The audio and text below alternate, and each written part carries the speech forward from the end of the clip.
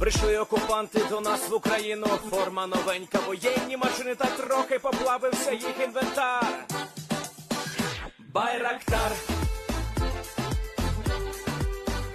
Байрактар. Російські танкісти сховались з кущі, щоб лаптем посьорбати довбані щі, та трохи у чах перегрівся навар. Байрактар, Байрактар. Приперли зі сходу до нас барани для восстановлення великої страни. Найкращий пастух баранячих отар. Байрактар, Байрактар. Їх доводи всяке озброєння різне, потужні ракети, машини залізні, у нас на всі доводи є коментар. Байрактар, Байрактар. Вони захопити хотіли нас зразу, а ми зачаїли на орків образу з російських бандитів, робить примар. Байрактар, Байрактар. Російська поліція справи заводить, там вбивцю рашистів ніяк не знаходить, хто винен, що в нашому полі глухар. Байрактар, Байрактар. Веде пропаганду кремлівський урод, слова пропаганди ковтає народ, тепер нове слово знає цар. Байрактар. Байрактар. Байрактар.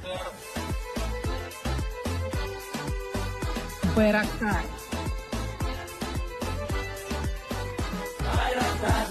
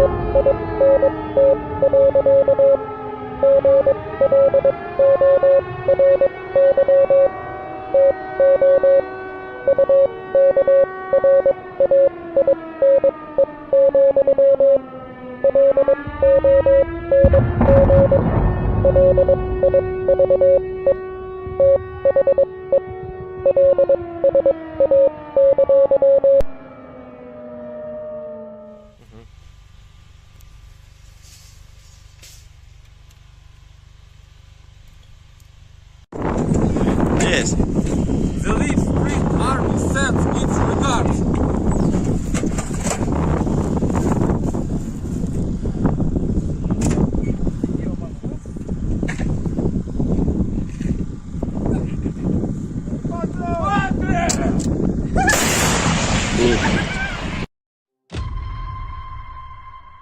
Хотите жить – бегите. Хотите жить – сдавайтесь в плен. Россия не получит новую территорию Украины. Россия присоединит себя к той катастрофе, которую она принесла на оккупированную территорию нашей страны. Оккупант заполняет могилами захваченную территорию Украины. И все больше могил на территории самой России. Ценой того, что один человек в России хочет продолжать эту войну, кто хочет войны больше, чем жизнь, вашей жизни, граждане России.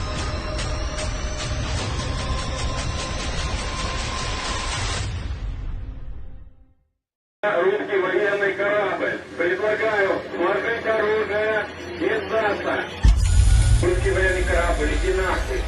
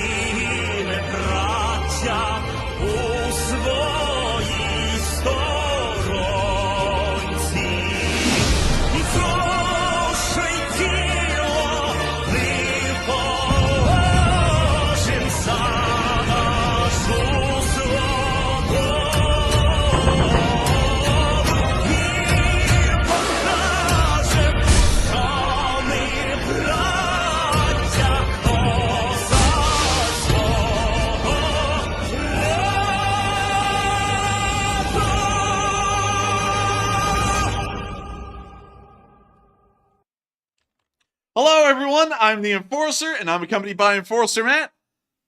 And good evening, folks. It's Enforcer Matt, and welcome back to day 539 of the news. And it's good to see you all once again. And the Russian forces surrender in the south. What do you know? And of course, we're going to be covering the past 24 hours of the news of the war in Ukraine, and it does appear that the Russians have had a significantly terrible day in the southern front, as we've seen videos of Russian surrenders on almost every single part of the front lines today, at least squad size or larger in each clip. It has been a very interesting day in the southern front. It does appear that now that the Ukrainians are committing more of their forces into the battle in the southern front and more advanced technology, it appears that they may actually be in the process of shattering some of those Russian divisions in the area, and some of the Russian prisoners also have similar things to say. But nevertheless, it is another day of news, and many of y'all may also notice that it is the very end of this week of news, as is the color coding. Tomorrow will be a brand new map of the war in Ukraine. We'll be getting rid of all of these markers you see on the map, and we'll actually be creating an entirely brand new one. And so if y'all want to, see this thing and see everything that's happened over about the past week, today is the day, because it's all the news and video markers that we have gotten over the past whole week. But moving on out of that little statement right there and on into Russia really quickly, there has been some very interesting developments behind the scenes that is outside of the southern front that may be indicating that it is going badly and people may be quietly paying the price behind the lines for this. One of the first people to unfortunately pass away today was a Russian general who was in charge of the FSS, which is the Russian Federal Security Service. This guy right here. Some of y'all may say, hey, that guy looks kind of familiar, and for some reason he does, but I can't really point out who he is the discount version of. Nevertheless, he has died today, and according to what Flash News UA got, the network reports that the guardian of the secrets of the construction of Putin's palace in Zelenskyy during his imprisonment, he did not complain about his health and he led a healthy lifestyle, but nevertheless, he has died in hospital today. They said that he just died. He sounds like a perfect candidate for knowing too much. Yeah, he does sound like the perfect candidate. And apparently today, after exercising well and in being in great health during the entire time of his stay in prison, he just died today, outright, just flat out died and dropped dead. No falling out of a window, no assassination by 2 gunshots to the back of the head. None of the normal assassination methods that we usually see happened today. Maybe he was poisoned. Who knows? But the death of the guy, considering that, according to all accounts, up until this day, he was in good health, may be showing that he knew a little bit more than the Russian government was comfortable with, and so they've decided to take him on out today to make sure that he doesn't cause any further issues.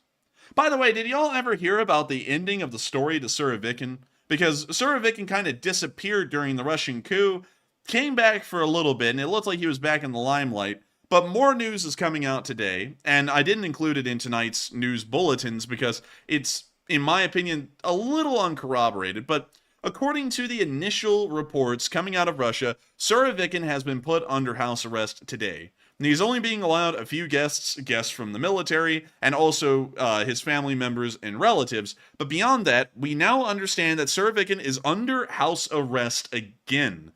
We don't really know why, because from what we understand, he was put under house arrest, or some form of house arrest, during the Wagner coup. We then saw him return back to military service for a short while, about 3 weeks ago, and now he's apparently back in house arrest again from the reports that we're getting.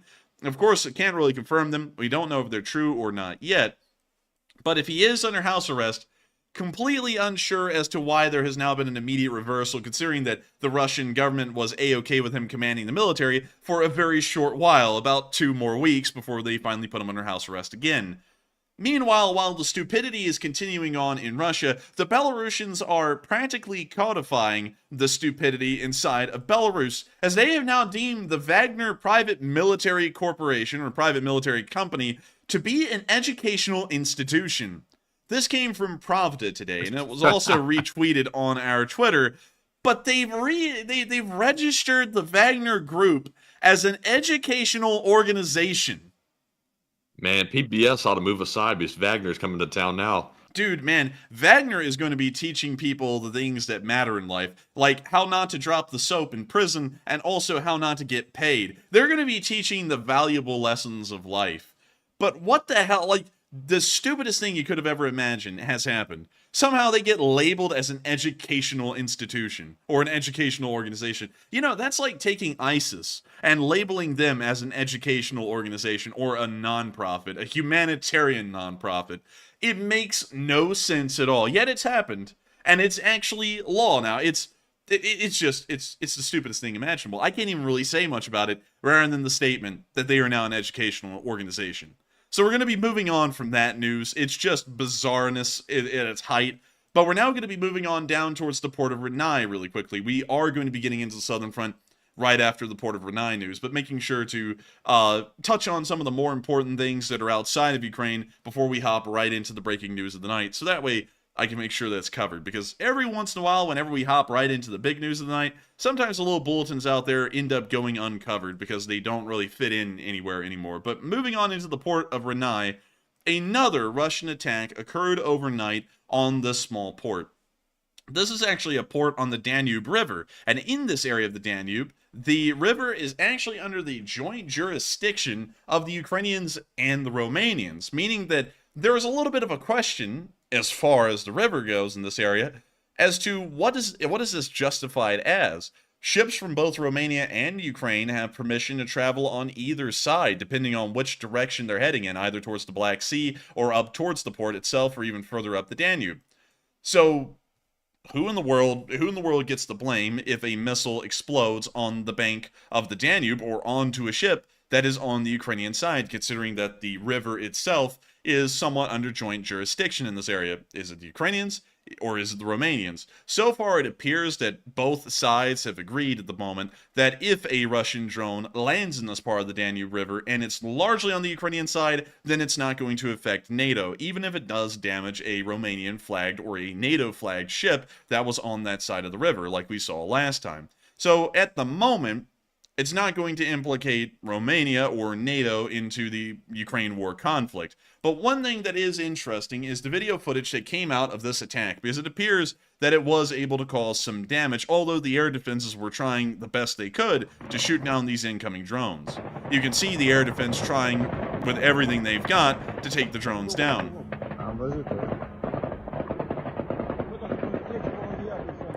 The cameraman is actually on a Romanian ship and is a Romanian crew member. We can see what appears to be the drone up there, flying through as the spotlight lights it up for a moment. And it appears that the gunfire stopped, most likely because it's out of their firing arc, or if they continue to fire, well, I don't know how to explain that part. But anyways, we see the Romanians continuing to watch the port. Of course, the port is the lit up area over there.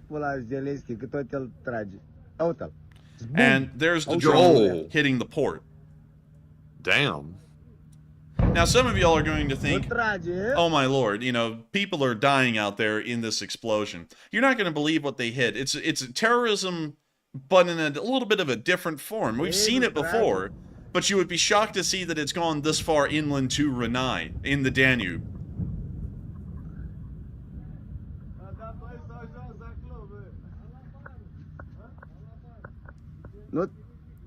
When you see the smoke rising from the explosion. And we now see another clip later on in the night of Ukrainian ground defenses once again trying to shoot down an incoming drone.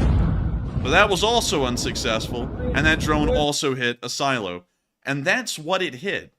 It wasn't a building filled with innocent people like we normally see. It also wasn't port infrastructure to help load and offload ships. They went in a beeline to the grain silos and destroyed them and the grains inside.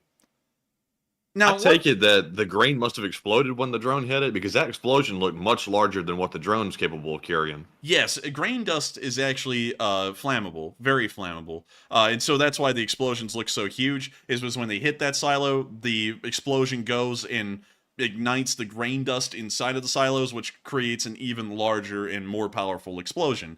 But moving beyond that, weird little fun fact about grain and how it is very flammable, this is what they went after directly, was the grain silos. This is terrorism on a whole other level. This is four-dimensional chess kinds of terrorism, because the Russians are not targeting, say, the Ukrainian citizenry outright as their primary target anymore. They're now starting to go in the port areas and around the Black Sea for the grain instead. They are trying to destroy this grain so that way it can't make it to NATO countries or even further out to African countries or Asian countries and continue to feed them.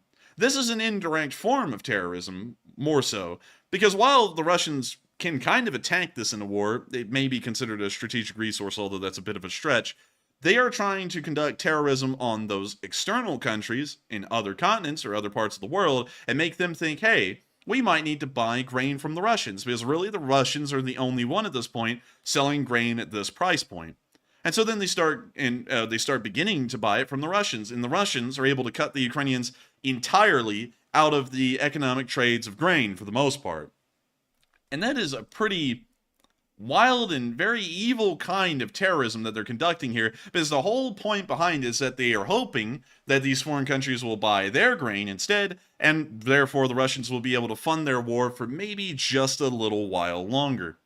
But of course, we also have a second little clip here inside of Robotyne showing the pictures themselves of the destruction of the grain silos. We have 4 pictures here. They're all pretty much the same ones that we just saw in the video, but once again showing how deliberately the Russians are picking their targets, because we've seen the Russians in just the past 2 days clearly have the ability, and they've had it the entire time, to pick their targets out with great precision. They don't attack blindly, and these missiles that the Russians fire aren't so poorly made, although it would be believable, that they end up hitting residential buildings nonstop.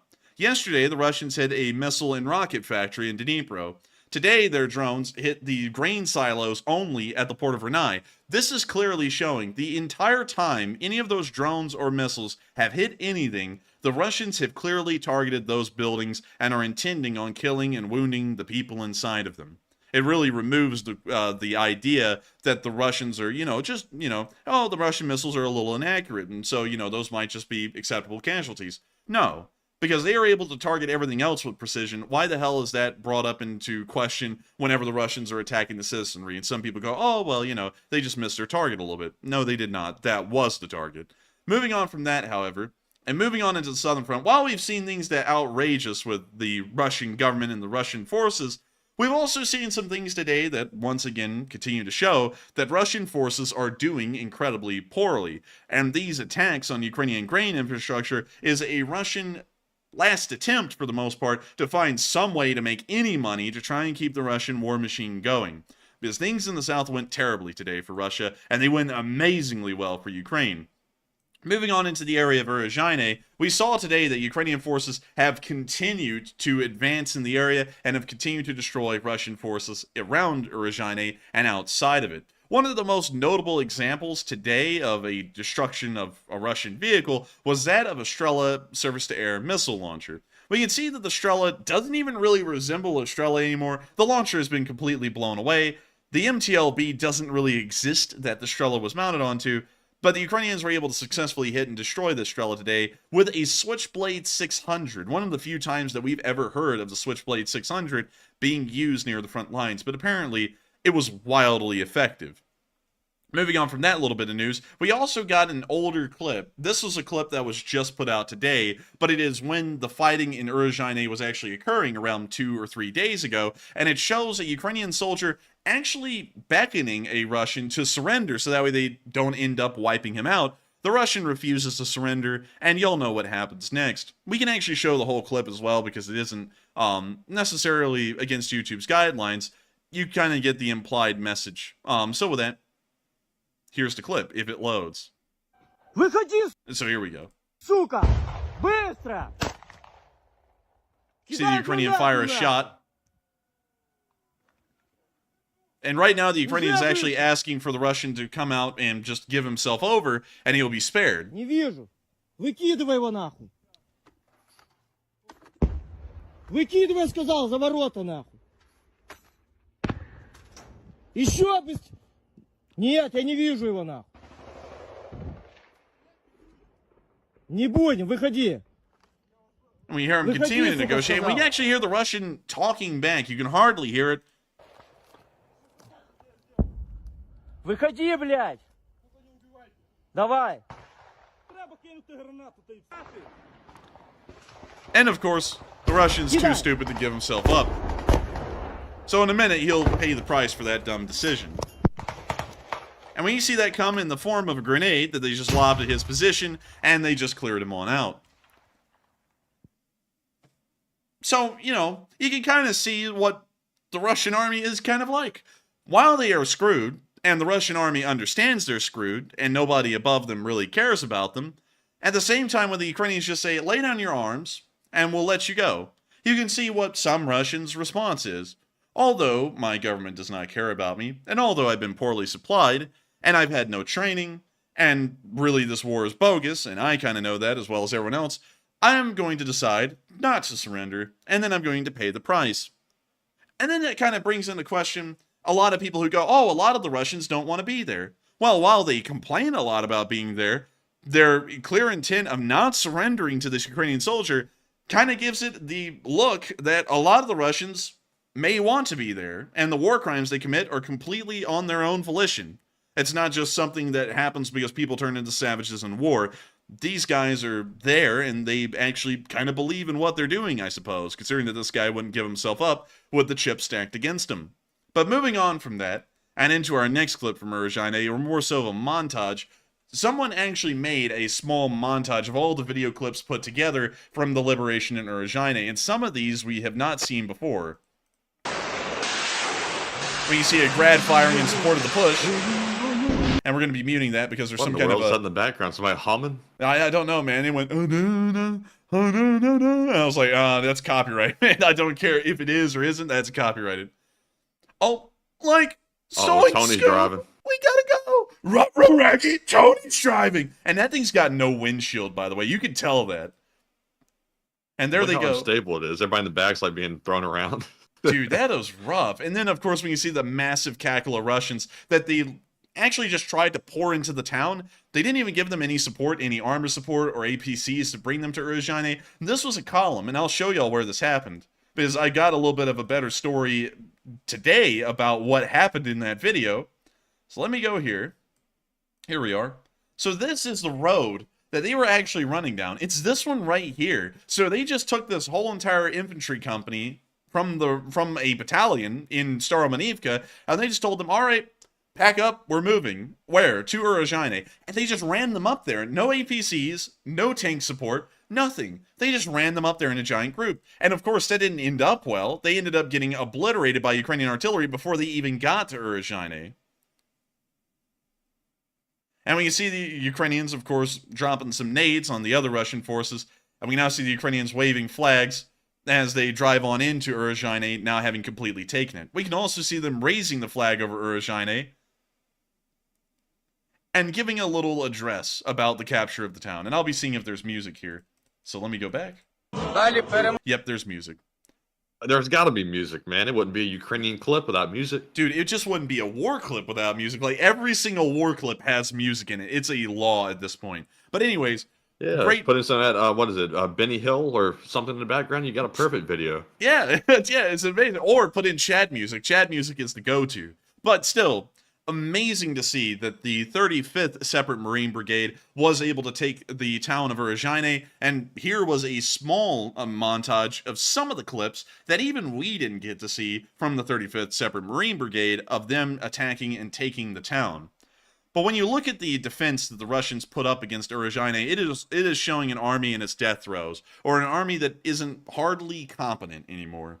The fact that there was a video showing an entire company-sized unit of about 100 or so guys running up towards Robotyne to try and hold the town with absolutely no armor support and no APC support shows a serious lacking of the Russian forces in this area. They have to be nearly out of armor at this point for something like that to happen. The Russian doctrine is a Soviet doctrine, a Soviet-era doctrine, and it relies heavily on the use of armored vehicles, either APCs or tanks, largely tanks backed up by APCs and then supported by infantry.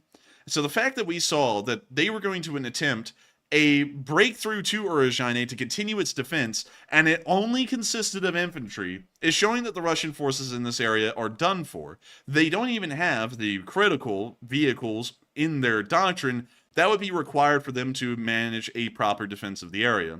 With that in mind, I would assume, crystal balling for a small moment here, that Zaporizhzhia is most likely going to fall here fairly soon. Staromanivka may be able to hold, considering that there is a river dividing the town, which will provide a natural obstacle for the Russians to try and defend from on the western side. The eastern side will most likely fall, along with Zaporizhzhia, in the exact same day, if I was to try and take an assumption of how this battle is now going to unfold.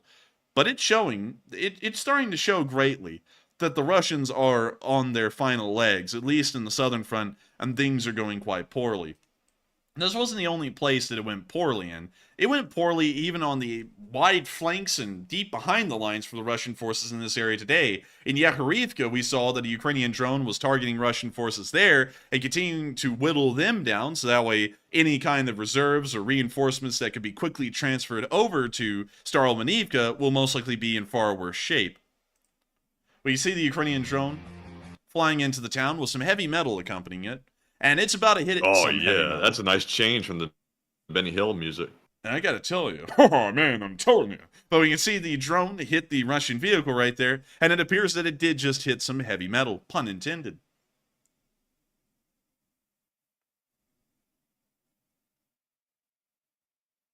But you now see another drone coming in, looking for its next target, and it appears that it found it in the form of a BMP-1. The drone then hits the BMP-1. Toro! Fatayo! You know what that means? But we can see it hitting the... Wait, hang on. Did it hit the BMP? Yeah, it did. It hit it on the infantry compartment. And also, Matthew, like Zoink Scoop, I think we're entering a war zone. Ruh-roh Raggy drone attacks. And we can see the drone hitting right here as the Scooby-Doo van goes skirting around in the background.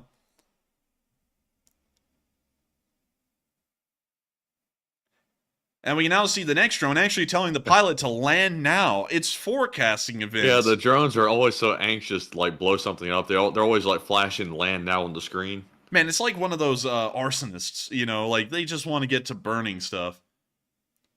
And burn the house down. hey, who the hell's the arsonist around here? You light a match and someone starts going, fire, burn. It's like, that's the arsonist.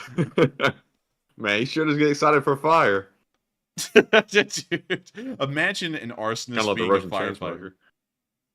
But we can see... I'm sure it's happened somewhere. What the... Wait a minute. Is this Baba Yaga's house? Look, it's on stilts and everything. What the hell is this? But we can see Baba where... Yaga's got radio, like, Station Central in their house. Man, Baba Yaga, a witch during the day, a radio host at night. On the ham during the day. And we can now see the next drone clip. This one may be targeting the same house because it appears that the first one did some minor damage to the house, but not major. And we can see the drone's having a tough time keeping a connection here compared to the other ones in the clip. But it appears that this one's got its target honed in, and it appears to be the exact same vehicle we saw at the start of the film. And that might be a BRDM-2. Maybe. But we can see it getting hit again a second time. And of course, the second time is always the charm. And it appears that that wasn't even good enough. They're going to give it a triple whammy. A third RPG, this time to the rear of the BRDM, I believe. Oh, wait a minute. It actually missed the BRDM and went for something else back here. What the hell is that? I can't even tell. Oh, wait a minute. Oh, no. It looks like a tractor or a BMP or a BTR. It's like a mix of all of them. But it's also been destroyed.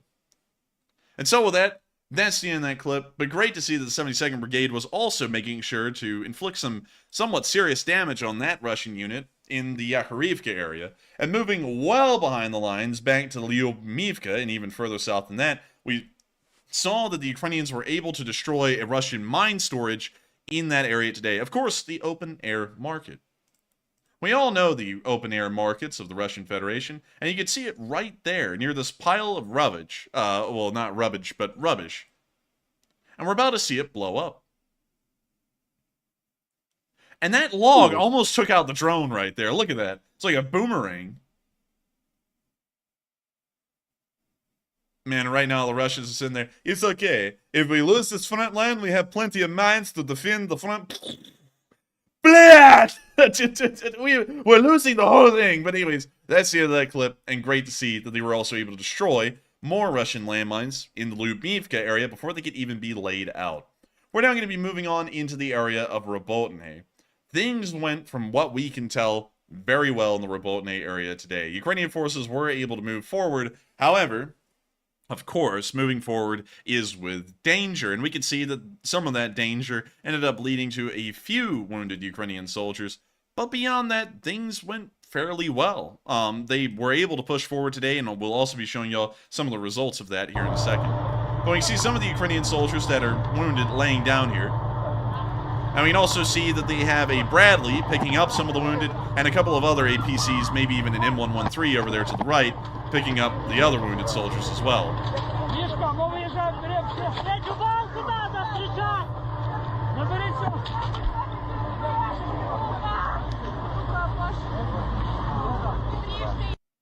With that, that's the end of the clip, and once they transfer them out of the Bradley, they're then going to be moving them into the other vehicles to the right side of the screen, and then transferring them to a hospital for further medical support.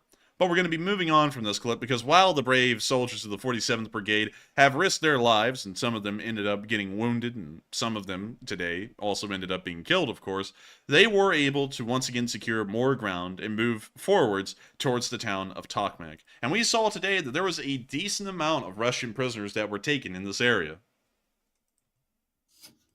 When you see some of them right here. They're literally taping up their eyes with the packing tapes. Yeah. DHL premium delivery. That means they'll get lost in transit. But still, very nice to see that they were able to take some prisoners, and that is showing that they are overrunning Russian positions in this area. We also had a fairly interesting clip from the area around Piatsky-Kotsky, where we saw that the 12th Brigade was hitting Russian forces in this direction. And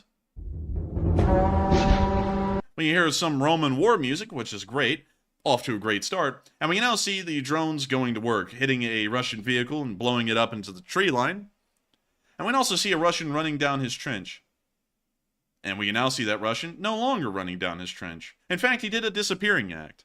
In the next clip, we can once again see a Ukrainian drone trying to do its best to clear out the Russian position and apparently getting an A+. We can now see another Ukrainian drone doing what is called a precision strike. That is called the slip in the front door quietly, the Tiger Woods hole-in-one. Dude, why was it so sneaky looking? It's like... Dude, like this reminds... Man, that was like, almost like AI did that or something. Like, it snuck in, it sped up, like, as it got to the door, like, it went... Dude, this thing, if it had a voice, this drone would have gone, yeah, poof, and then just blow up. that was actually That was one of the, impressive. Like whoever piloted that had to be just like sheer luck because that was like a very tight spot to get that drone into. dude, whoever was the internet provider for that drone needs to get a promotion on that. They need a sponsorship for that drone. This drone hit was sponsored by insert internet organization because that was amazing. And we can see another one, another precise hit onto another bunker. And we can see the Ukrainians doing it again.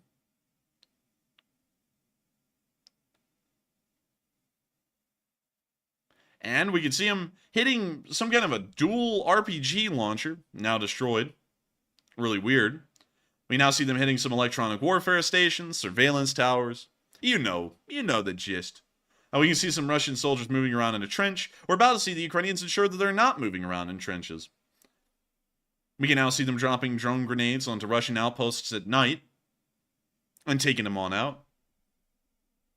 But you see them dropping another one because 2 is the charm. Actually, 3 is the charm, but you'll get the picture. Nevertheless, great to see that the Ukrainian 12th Brigade was able to hit Russian forces precisely in that area, and it does appear that their drone skills are way up there, probably some of the best we've seen in the war so far. But moving on out of the southern front, but getting a little bit out of it today, we can see that Ukrainian forces in video and picture evidence are continuing to advance forward, specifically in the areas of Robotyne and also in the direction of Staromanivka. We can assume that the Staromanivka direction will most likely begin to heat up, especially as far as the Russians are concerned, as they will begin to have to fall back on the Staromanivka itself and prepare the defense for the final piece of the village chain. If this area is lost, there are no sizable Russian defenses until 7 miles south, where the Surovikin line begins. And we don't even know that if, by that point, the Russian forces in that area would even be able to manage an effective defense of the Surovikin line. So that's a little bit up in the question right now. We can also see that the 47th Brigade, which is largely the unit spearheading the move at Robotyne, is starting to take on a decent amount of Russian prisoners, and they're also making considerable ground each day now, several hundred meters a day. Based off of that, we may be seeing that the Russian division that they're going up against may be at their breaking point, and may even dissolve here within the next few weeks. If that is the case, we will see that the Ukrainians will most likely be on the road to Tokmak, and the first phase of the offensive out of the 2 major phases of this offensive operation will have finally been achieved. Melitopol will be the last part of the offensive. Moving on out of the southern front, today was an amazing day in that direction, but we can't go without mentioning the amazing work of the Ukrainian units that are truly doing the impossible down in the Kherson area. Of course, not many of the people watching this channel are Ukrainian soldiers, but some of them are, and some of those soldiers may be fighting on the Zaporizhzhia front right now, and some of those soldiers may even be the ones who have either crossed the Zaporizhzhia area or the Dnipro River, or may even be on the other side. Regardless, the efforts that these soldiers are doing in this area is a massive effort. One, logistically, that would be considered very difficult, if not impossible, to pull off. Yet we're seeing the Ukrainians pull off what would largely be considered the impossible, given the logistical situation in the area. These Ukrainians are continuing to pull valuable Russian resources into the Kherson area instead of the southern front, and may also be allowing for the Ukrainians to do something that would have never been thought before: a rush to Crimea from the eastern side, near the Dnipro River area.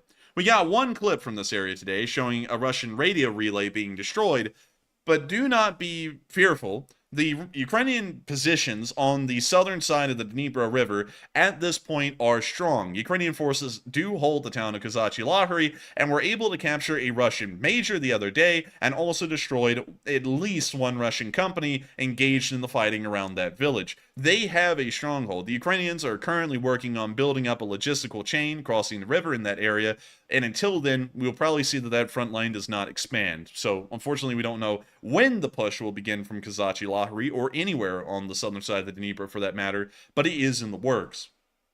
And we're going to be muting the heavy metal there, or whatever corn is, and we can see the drone flying on into the area of the radio relay tower. We can also see it flying over the marshes and swamps as well, and it's now found its target on top of this building. It's now going to hit it right at its base.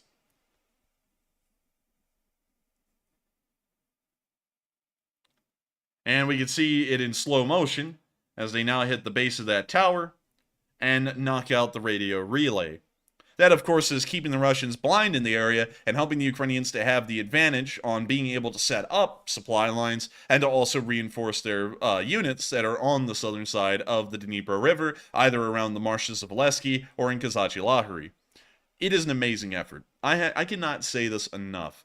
The idea of the Ukrainians crossing this river, by most people in the OSINT world, was considered impossible. The Ukrainians are dealing with geography and, I guess you could say, terrain in this area more so, that is impossible. If you look at the southern side of the Dnipro River, this entire green area is a marsh. This marsh cannot support even the weight of a man. A fully laden soldier will sink about knee or waist deep in this marsh here. And nevertheless, somehow the Ukrainians have managed to capture Zaporizhzhia and also control the marshes leading all the way up to Zelenskyy itself. This is massive. This is huge. Because this is something showing that either the Russians are so weak they couldn't even stop a light Ukrainian push into the marsh, which is now being exploited, or it's showing that the Ukrainians have such amazing logistical abilities that they are able to push into the marsh, even taking resistance, and still end up succeeding. We don't really know which it is. It may even be a combination of both. But it is an amazing effort nonetheless. And if any of those Ukrainian soldiers involved in that operation are watching this channel, this is truly a military feat, especially considering what Ukraine has to work with supply-wise and how daunting of a task it is to cross the Dnipro River outside of the Antonovsky Bridge area or up at Novokakhovka when the dam was an operational bridge. Absolutely incredible. And so we're going to be moving on from that area of the front lines and the Kherson area. Hopefully we'll see massive things happening there. And we're now going to be moving on into Odessa, because Odessa has had some very interesting footage coming out of it lately, and also showing that the air defense in that area is starting to either be built up or become incredibly active in shooting down Russian air targets. Before we get into that, though, a lot of y'all have been going insane in the live chat. I can't even put it into words. The live chat has been going at lightning speed tonight. And because of that, a lot of y'all have been talking about a whole load of interesting things, most of the major news that has been occurring today. And I want to hear what y'all's overall opinions are on some of the things that have happened today. And so with that, what do we got, Matthew? All right, and in the meantime, we have run several polls and gotten some very good polls, and you'll all know how much we love the polls, the real polls and the other polls that we have here on the stream. The first one says today, 2 former Russian generals died under strange circumstances, and are these assassinations? 72% said yes, it's Russian killings, 16% said not enough evidence to tell, 8% said unsure, and 4% said no, it is natural deaths.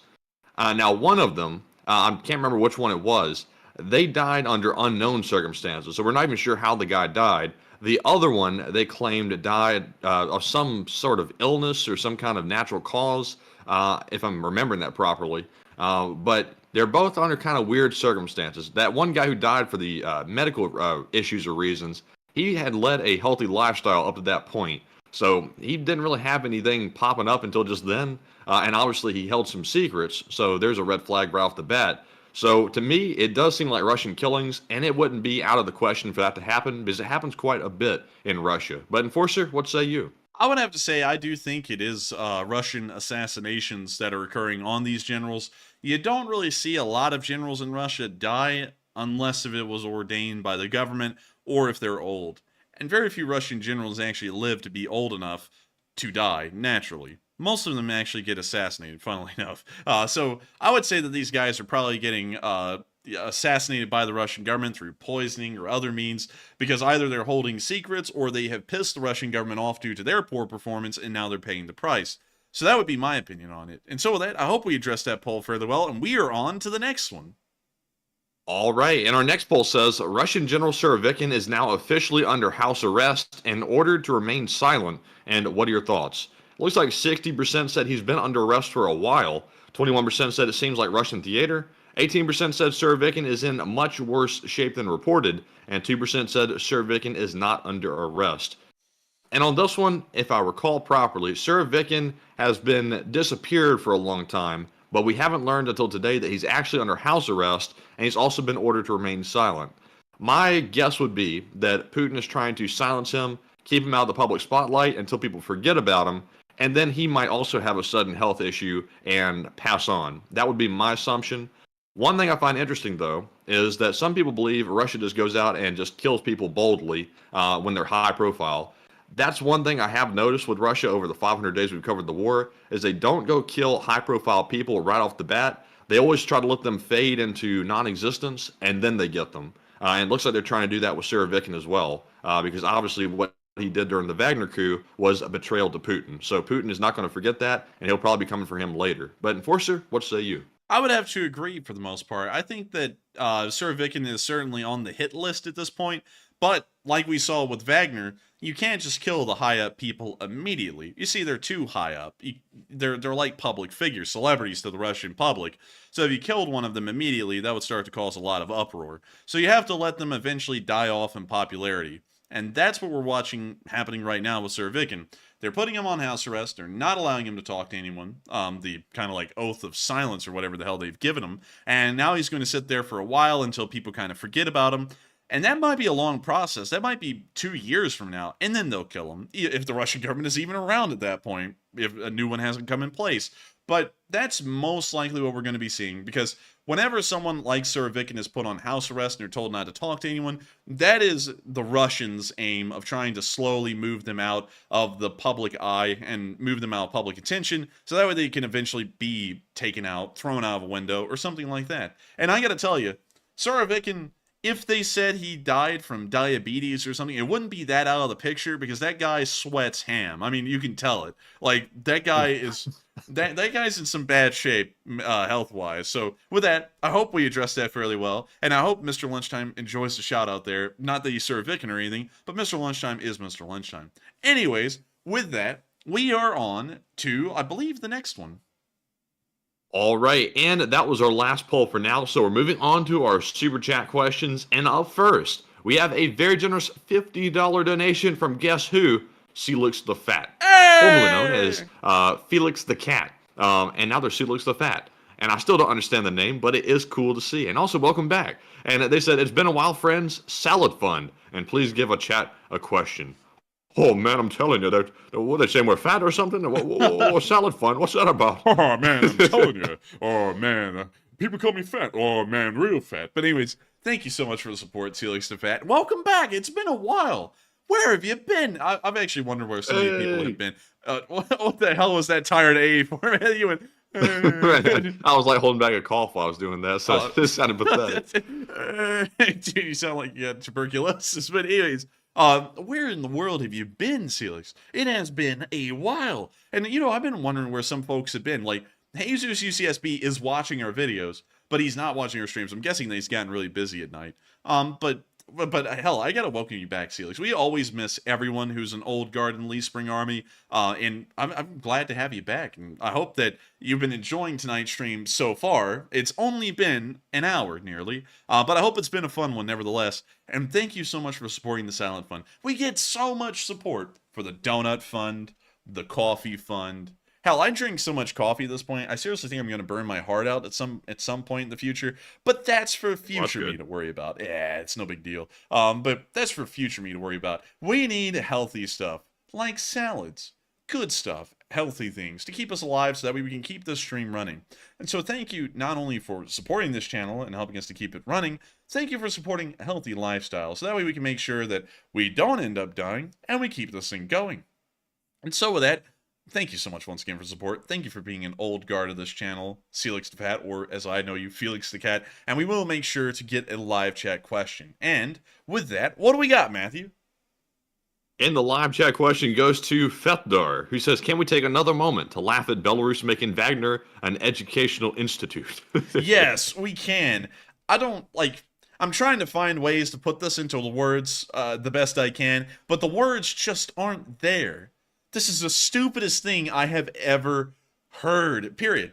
In the whole war. Like, the coup was stupid, but this is just triple stupid. An educational... Wait a minute, am I seeing this properly too? It says Wagner Group LLC. Is it really an LLC? Limited liability. Wait a minute. they have like LLC and like things like that in Russia and Belarus? Yeah, they do. I didn't know that. And I wonder what the benefit was for them to register as an educational organization. Like, there surely was a reason for that.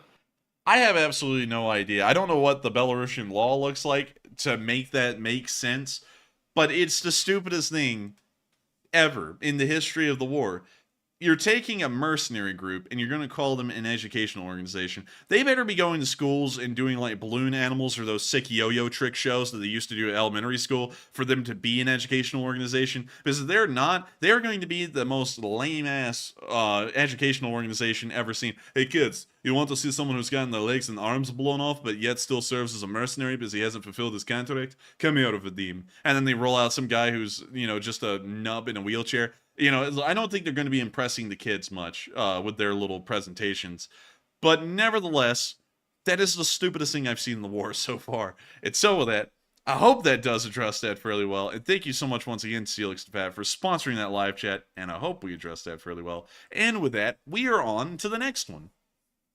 The fact that Wagner's an LLC goes to show you that no matter who the person is, even if they're cold-hearted killers, like just indiscriminate killers, they still don't screw around with their taxes. Like nobody does. Even the killers don't.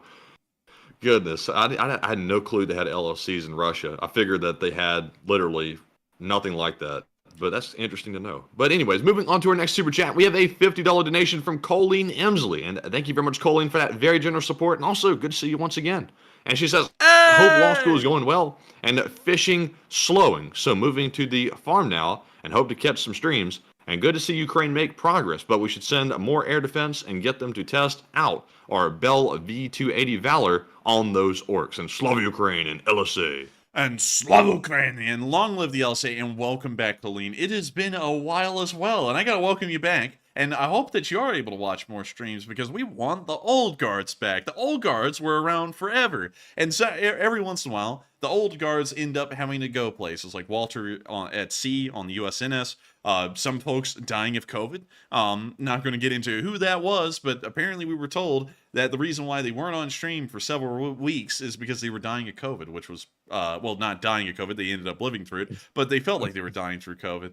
So good to hear that they got better, and hopefully they're watching tonight. But it's good to hear that you'll also be watching the streams a little bit more. And also, law school is going well. We ended up going to law school again today, and I actually ended up answering a question that was considered okay. Like, I was not, I wasn't wrong or anything. Apparently, I was mostly right on that. So, pretty cool, pretty neat. And largely, it's actually a very interesting thing because I go now and I do that, and then I come home and I read books. And as soon as I get done reading the books, I'm working on this. And one of the professors today actually asked me, how am I going to keep this going for the entirety of law school? I said through sheer willpower, and they said, well, I'm going to check back in a month and see how that's going. But one thing I'm determined on is that the stream will keep running. And that's something that, interestingly enough, we actually got a lot of hate for when we said it because, there's a certain blithering idiot out there who has a community of people who make it their job to be sworn enemies of the channel. And then they got pissed off that we were going to keep it going, which I found hilarious. And the other thing is that one thing I know is that as long as I have the will to do something, it will happen. I can end up doing fine in law school, and I could end up doing this as well, and practically living 2 lives in one every single day. And I'm going to make sure, regardless of what happens, that this stream is running 6 days a week. And Marcia Tucker just said, he'll eat his words. No, I'm not. No, period. Because we already went through orientation, and orientation, like, I'm not even going to be reserved on that because a lot of people agreed with me today to a professor. It was living hell. It was like 16 hours a day. And then I come home and still do this. So, it's not going to be any big deal to go through law school and keep this going. Because honestly, the readings and the classes together are still ending up being far less than the amount of time that we were at orientation on any given day. So that was kind of like the crash course of getting used to incredibly busy schedules. So beyond that, we ought to be fine. We ought to be able to breeze through this perfectly. And so... Somebody said, watch out for that professor. That's Marcia Tucker said. No, the professor will eat her words. It was actually a she. But maybe they. I think they will. Like not. I think they may actually be watching too. I don't know. But hopefully they will in a very nice way, end up eating their words because I want to keep this thing going. We've done so much as a channel, as a community, to help out Ukraine and to also cover this war that it seems like a massive disservice to just try and wrap it out and end it. And that was kind of like the large apprehension I had before we even went into law school about ending this thing, because it was kind of a background thing that we were talking about, but I was a massive contender of just running this thing the same way we've always run it, regardless of what we're doing. And Cherith Nimblebottom Esquire said, "You sound far too well rested for law school." Do you know of something called coffee? Do you know of cold brew? Man, that stuff is... And also... And also the stuff isn't brand new. Like, we have heard it before. So when they're saying stuff, it's not so foreign to us that we go into panic mode. I can see the looks on some of these kids' faces in the class, and you can tell when certain things are brought up. Like, I think the torts professor brought up summary judgment today. You could tell the panic came across some people's faces. Like, oh God, what is that? I was like, I've heard of it. At least I have a clue what it is. But it's still like time consuming, but it's not super difficult. Yeah, and so, it's no big deal to me at all. So we're just going to keep it going. And it was a good day. But nevertheless, another thing is that I don't sound tired because I'm masking my exhaustion with about 350 milligrams of coffee right now. So you can't really hear how tired I am. And I think that's great. I think that's wonderful. Y'all should not know how tired we are unless we complain about it in the question segment at the very end of the stream. So with that, I hope that does address that fairly well. And getting back to Colleen's, because I still have a couple of things to address. And if it loads, because there's actually a little tab over here I found out on my screen where I can go through viewer activity and go back and just read the super chats word for word. So let me try and reload the control room, which is now taking forever to reload. And let me see if I can go grab that. And it should be grabbable. And it's still largely not grabbable. Oh, wait a minute, there we go. We got it. So let's see. Fishing. Oh yeah, we already covered the farm, and good to see Ukraine make progress, but we should send more air defense to test out our Bell V280 Valor on those orcs. I would agree. The Bell V280, let me go pull it up. The Bell V280. This thing is pretty neat. I've got to be honest, though. I really like the Sikorsky competitor in the bid for the new Army helicopter. I really love that one, and I honestly think that it should have won, but I'm not the one in the acquisitions board, so it's down to them, and they probably know what's best, hopefully. And hopefully if this thing's got problems, they can sort it out.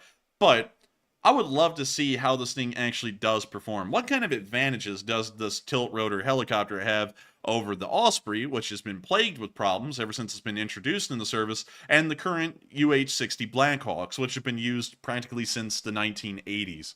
So I would love to see how this thing does perform, and I think we should send them a lot more air defense as well. Patriots and NASAMs are the way forward. And we only need to send them one or two more Patriot batteries, and they'll be set. And then as many NASAMs as we can reasonably afford, not just throwing everything at them, but reasonably affording the NASAMs, throw those over as well. And they ought to be in great shape. If they can get the air defense, everything else will kind of sort itself out on the ground. And so with that, thank you so much once again for support, Colleen. I hope that does address that fairly well. And with that, we are in to the final question of this segment. And so, what is the last question of the segment, Matthew? All right, so this one goes to a BC Skyman who puts in a $50 donation as well. Hey, and of course, legend. Thank you very much, BC, for that support. Channel legend, to say the least. And we do appreciate it very much. He says, chat question, please, and some coffee money for the enforcers. Game on. And Slav Ukraine. And Slav Ukrainian. Thank you so much for the support, BC Skyman. And thank you for the support for the coffee money. One thing that's thrown me for a mental loop is that the Nitro Busy Cold Brew Company has ended up changing their logo and also their bottle. Did you see that, Matthew? I haven't noticed, actually. Let me pull it up because I got to show it because it was such a weird change.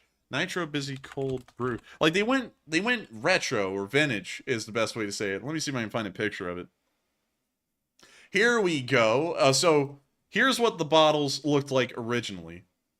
This is about the best picture I can get. That one right there. And that's what they normally look like. But now they look like this. Actually, that might have been a step back in marketing. I kind of like the old stuff better. I'm gonna say it threw me for a loop because I was like, is it gonna be different coffee in there? It was like so different. It was a huge change.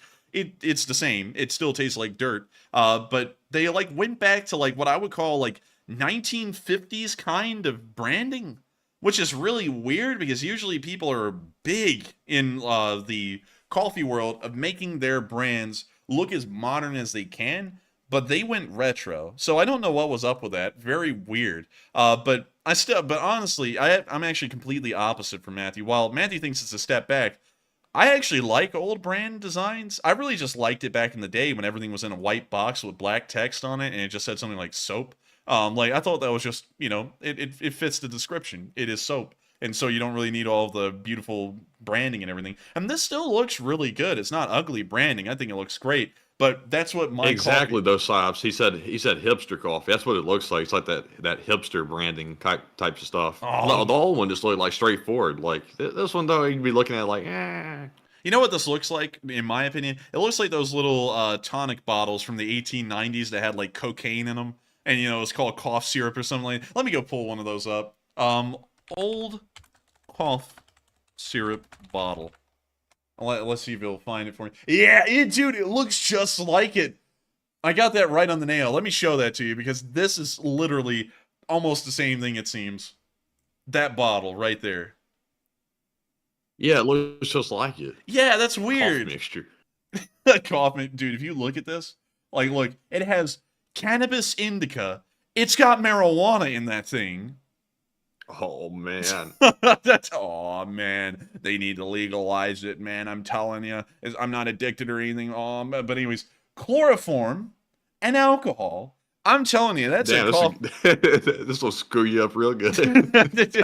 Dude, you thought you have a cough? Hey, that's fine. You can't cough if you're unconscious. You can't. And what the best remedy for coughs and colds of adults and for croup and whooping cough of children, they're giving them freaking drugs. Like, dude, these kids were zooted, man. Drinking straight up cannabis indica, chloroform, and alcohol. These kids are done for, man. They are. Man, that's Man. a good old sales talk and puffery routine. Man, these kids, man, were coming home. Mom, I have a cough. Can I get some cough syrup? It's like, no, kid, you're addicted. You got a problem. But anyways, it does look a lot like that. But nevertheless, getting off of the rabbit hole, I got to thank you so much once again for supporting the Coffee Fund, BC Skyman, and helping this channel to keep on running. Because folks like you make it possible for me to talk about coffee brands and their changes, and also old cough syrup and the ingredients that were in that cough syrup. And so with that, thank you so much once again, and we will make sure to get a chat question. But before we do, game on and Slava Ukraini. And thank you for being an old guard, BC Skyman. And so with that, what is the live chat? All right, and the live chat goes to Pakating, who says, Matt, how likely is it that Surovikin is first forgotten and then dead, Russian style? I would say 100%. That is exactly on line with what we said a second ago, and I would agree with you 100%. But Enforcer, what say you? I would say the chances are fairly high of that. This is a normal Russian playbook method to make someone obscure enough that they can be killed. You see, making them obscure actually kind of achieves the whole point of killing them anyways without killing them. Nobody cares about them anymore. They don't have any sway. But the thing is that the Russians don't just want to remove you from the power sphere. They want to remove you entirely, kind of as an insult to the person that they no longer like. And that's what they're going to do to Surovikin. I would say that the chances aren't 100%, but I would say, in my opinion, it's probably around 80% at this point, in my opinion, that he will end up dying. There's about a 20% chance that somehow he'll end up surviving. Kind of like how Georgy Zhukov of World War II fame ended up surviving the Stalin purge, but barely. He actually fell out of favor with Stalin after the Second World War in the late 40s, and it was supposed that he was actually going to be one of the people who was eventually purged in the Soviet Union, but they were scared to for a very long time because he was such a popular general in the Soviet public. And so they ended up not purging him for a very long time, and when they thought he was just about to be purged, Stalin had a stroke and died. And Zhukov was, luckily for him, able to survive the purges. So with that, I hope that gives a little bit of historical background as to how one may have a low chance of surviving a purge in a sense. But with that, I hope that does address that fairly well. And thank you so much once again for sponsoring that live chat, BC Skyman, and also being an absolute channel legend. Moving on from the question segment and back into the news, we got some interesting news from Odessa today, where we saw a pretty interesting little boat. This is actually the model of boat that the Ukrainians have confirmed was the one that hit the Kerch Bridge recently and knocked out the road spans again. This one is called Sea Baby. It's kind of like Baba Yaga, but for the sea. Sea Baby. Look at this thing. Man, they call that a baby. Man, this thing be sea heifer, man. That thing be chunky. Man, that's sea papa. I like it when you call me Big Papa. But this thing, Matthew, has so much high explosives in it. It is like a blockbuster bomb. You want to take a guess at the kilograms of explosives that are in this boat? It's probably more than 400. I'd probably say maybe 600 or 700. 850 kilograms. Damn, son, that's a lot. That is a lot. You know how much an average World War II torpedo had in it? Like 500? Yeah, about 500 kilograms. It's like you're almost reading the captions. But anyways. Actually, I didn't. I'm just guessing real good tonight. I'm telling you. Oh, man, I'm telling you. Well, that was dead on the nail. Second World War torpedo carried about 500 kilograms of explosives, and those were devastating. If hitting a ship could be sunk in less than 30 minutes by being hit by just one torpedo. Two would take one out in nearly 15 minutes or less. And this thing carries 850 kilograms of explosives. If this thing gets close to the bridge and explodes, it causes serious damage. It will cause serious damage to anything that it hits. But we can see that Ukrainian naval drones are taking massive leaps technologically and are ending up a far cry from the original kamikaze drones that we saw at the very beginning of the war, when one beached up on Crimea early before any of them had ever even been used. But with that, we're now going to be moving on from that very interesting little video and bit of news, and we're now going to be moving on back to the air defenses of Odessa, which was once again active tonight and busy, and was able to shoot down a Russian drone over the sea. When you see the spotlight trying to find the drone, and we hear the Ukrainians firing at it from the ground here, and we hear some epic action music cueing in. And we see ground fire coming in from nearly every direction as they attempt to shoot down the drone.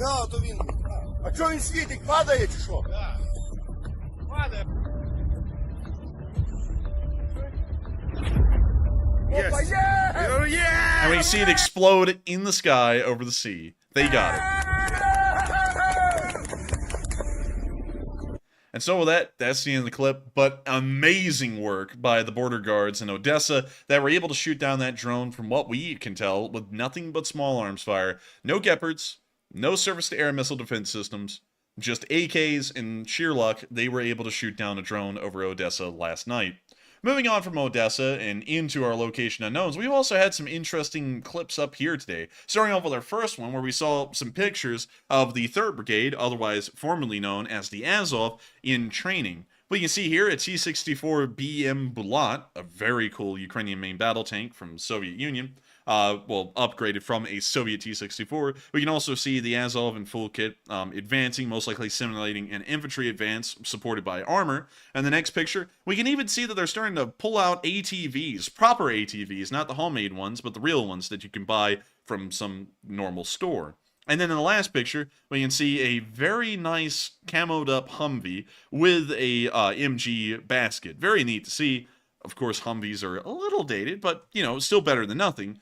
But it is great to see that the Azov Brigade is still conducting training and still trying to hone their craft, so that way when this part of the 3rd Brigade is returned to the southern Bakhmut area, they can continue to floor Russian forces there. Moving on from that bit of news and on into our next one, we also saw Ukrainian forces clearing a parking lot. There is a loud music warning. We're going to mute this already, but we see the Russians, and we can now see the parking lot being cleared. That parking lot is clear. Was that a guy running off, or was that debris? I don't know. I didn't see anything. But anyways, with that, we're now going to be moving on into our next clip, where we also saw a Russian tank getting hit hard. And check it out. Or as Bald and Bankroll would say, or hair deficient and financially unstable would say, check it out. This was also filmed by a Ukrainian soldier, from what we understand. We see the camera panning around on the ground. We can see he's in a trench work. And we hear what sounds like cluster bombs in the distance. Whoa! Еще и танк въебал.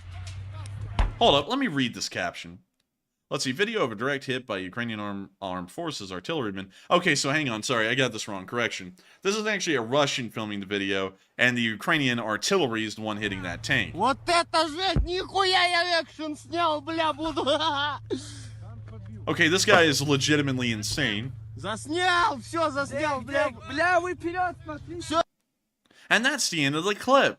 But, so with that, nice to see the Ukrainian artillery getting a pretty direct hit to that tank. It appears that the gun then fired after the shell landed. Let's watch that again. There's the tank. And Бах, нихуя. it looks like the shell landed directly beside the tank or on it. I couldn't really tell. I think it actually landed more to the side of the tank. And then we saw it appear to fire. Вот это жесть! Нихуя я But we don't really экшен hear- снял, бля, буду.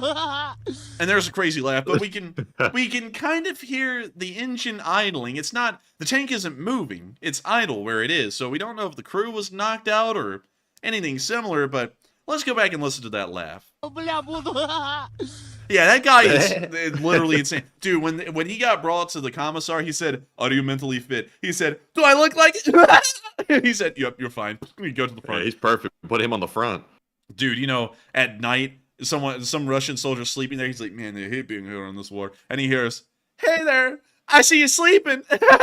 Are you okay?" He's like, "Get away from me, you freaking lunatic." But anyways, Man, to be honest though, if you were a Russian, you'd probably love to have him in your unit because you know he's going out first and he's crazy and he's sick him on them. He'd go berserk. nah, man, I would not want that guy in my unit because you sit there and you try and retreat. He's going to sit there, and once you retreat, you're just going to hear, "Did you try and retreat? Come here." And then he's got a knife in his hand. "Come here, I just want to talk to you, boy." Yeah, no, I would not want that guy in my unit. But moving on from that, we also saw that the Russians took some pretty heavy losses today. Check it out.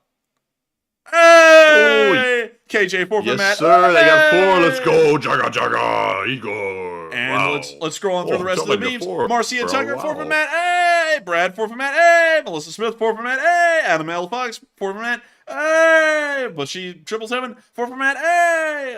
Ivan the Great, 4 for Matt. Hey! And that thing's playing pool. Hey, he's playing pool. Man, that's pretty Look at classy. that. My Locust, hey! That's 4 for cheap. Matt. That's the Enforcer in a Bobcat. Hey! That's pretty neat. I'm not gonna lie. That was really cool editing. 4 for Let's Matt. go. Hey! That's a Bobcat in a Bobcat. That's epic. Let's see here. What else do we have? Nothing really. I think that's all the memes. We had more memes though than there were actual Bobcats destroyed. But 4 Bobcat skid steers were wiped out over the past 24 hours. Not only that, but 650 Russian soldiers were also knocked out over the past 24 hours, along with 10 armored personnel carriers, 30 supply trucks, 11 tanks, 24 artillery pieces, 6 drones, 17 cruise missiles, 3 anti-aircraft warfare systems, and the 4 Bobcat skid steers. All in all, the last day has been a fairly impressive day as far as Russian losses have gone, and it is showing that the Ukrainians had a very good day on the front lines the other day. And hopefully this is allowing them to whittle down those weakened Russian forces in the south and eventually create the breakthrough. We don't know when it'll happen, but with these kinds of losses, it eventually has to happen. Moving on from that, and out of the location unknowns, we're now going to be moving on into the northeast, around the area of Svatove, where we saw that the Ukrainians were able to destroy a somewhat rare Russian jamming system. And I guess you could say that they're not going to be jamming in this thing anymore. And we can see them targeting the jamming vehicle. We can just see it sitting there on the road, menacingly. And this drone is most likely calling in the artillery. And we can see them highlighting something over there to the side. We can see a white van is pulled up behind them, apparently with free candy. And we can see them highlighting something else in that tree line again, near the vehicle. Oh, well, there goes the jamming vehicle in a flash. And that was the end of the jamming vehicle. And now we can see whatever they were pointing out in the tree line looked like it was on fire for a small moment, and they also destroyed it as well. But with that, that's the end of that clip. And we always love to see it whenever a Russian vehicle gets schmacked. We're now going to be moving on to our next clip, where we also saw some Ukrainian soldiers resting in this part of the front.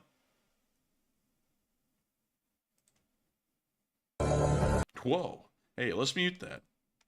And we can see them resting inside of this outpost here. Just a normal day in the life of a Ukrainian soldier. And he's throwing up a little gang sign there. Oh, get him! And then the video ends. What? What? He's throwing what up kind of gang was that? The rock and roll gang, apparently. But anyways, moving on from that clip and out of the northeastern front, we're now going to be moving on down into Bakhmut. Because while a lot happened in the southern front today, a lot also happened in Bakhmut. But we had to save that for later, so that way there was something for y'all to hear that was big news later on in the stream. Moving on into the area of Berestove in the farthest northern flank, we saw that an OSA air defense system was destroyed by the Ukrainians today with a HIMARS. La la la la la. So here it is. And we're not going to be listening to the eerie alien music, but we can see the OSA on the road there. The OSA looks like a big duck boat with a big gun on top. Man, that's what OSA is, big duck. And you know what they say about big dicks. Feed the OSA some bread, bliat. Here's some bread. Like, Zoink Scoob, I think the state needs to be fed retro-ready high explosive. But anyways, we can see the trailer. I completely lost Scooby right there, man. That was not Scooby-Doo. That was like just me. But anyways, we can see the OSA right down there. It's in that red square. And we can see the operators leaving the launcher. We can see them running off here. Apparently they already know that their time is nigh.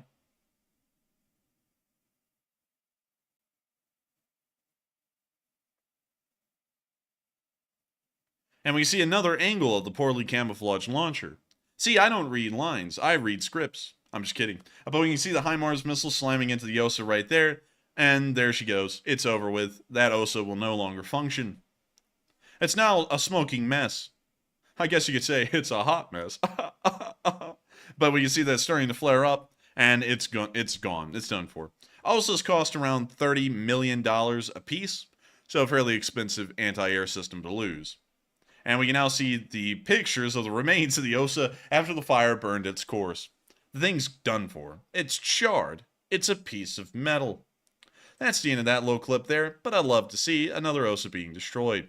Moving on down into the Bakhmut area, we also saw Ukrainian BMP-2 laying down fire into a tree line controlled by the Russian forces in the eastern part of the front.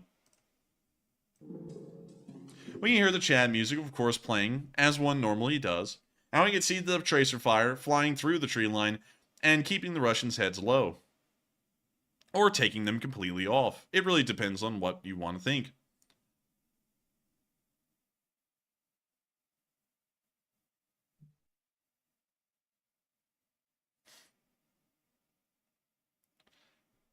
And that's the end of the clip right there, but great to see the Ukrainians laying down some fire on a Russian tree line. We didn't really see a lot of Russians in there because the footage is taken so far away, but hopefully they are keeping their heads low.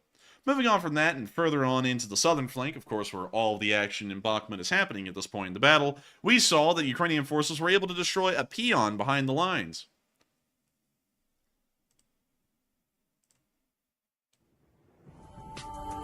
Alright, music. Of course, this usual. Trapaholics. Trapaholics. We make it look easy. Walk with your boys. There's the peon. And we can see some Ukrainians shaking hands. You know, Matthew, that is actually a verbal contract right there, I believe. Anyways, Really? moving on into the clip. I'm just kidding. I don't know. I'm just a 1L. But anyways, we can see the peon getting hit. We can see it getting hit a second time. Second time is always getting close to the charm. And then we'll probably see it get hit. Nope, it just started to catch on fire on the second time. Second time was the charm. And there's the burning embers of the peon. And there's the rusted wreckage of it just a day later. Wonderful. Great to see. And so with that, another peon gone. And the Ukrainians get a little bit of an easier time of it. We also got a video clip that we've never seen before. This is probably from about a week or two ago, but the video just came out today. It is showing Ukrainian forces clearing the village of Klishkivka. Of course, the village of Klishkivka has been controlled by the Ukrainians for quite some while at this point, according to Live Map UA, although Deep State UA still shows that the Russians control a small part of it. However, this video does appear to be from a week or two ago, and it's showing the Ukrainians clearing out the buildings inside of the village.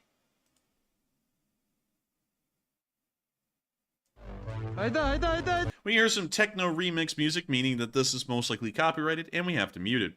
We can see the Ukrainians firing their rifles as they now advance into the first village houses of Klishkivka.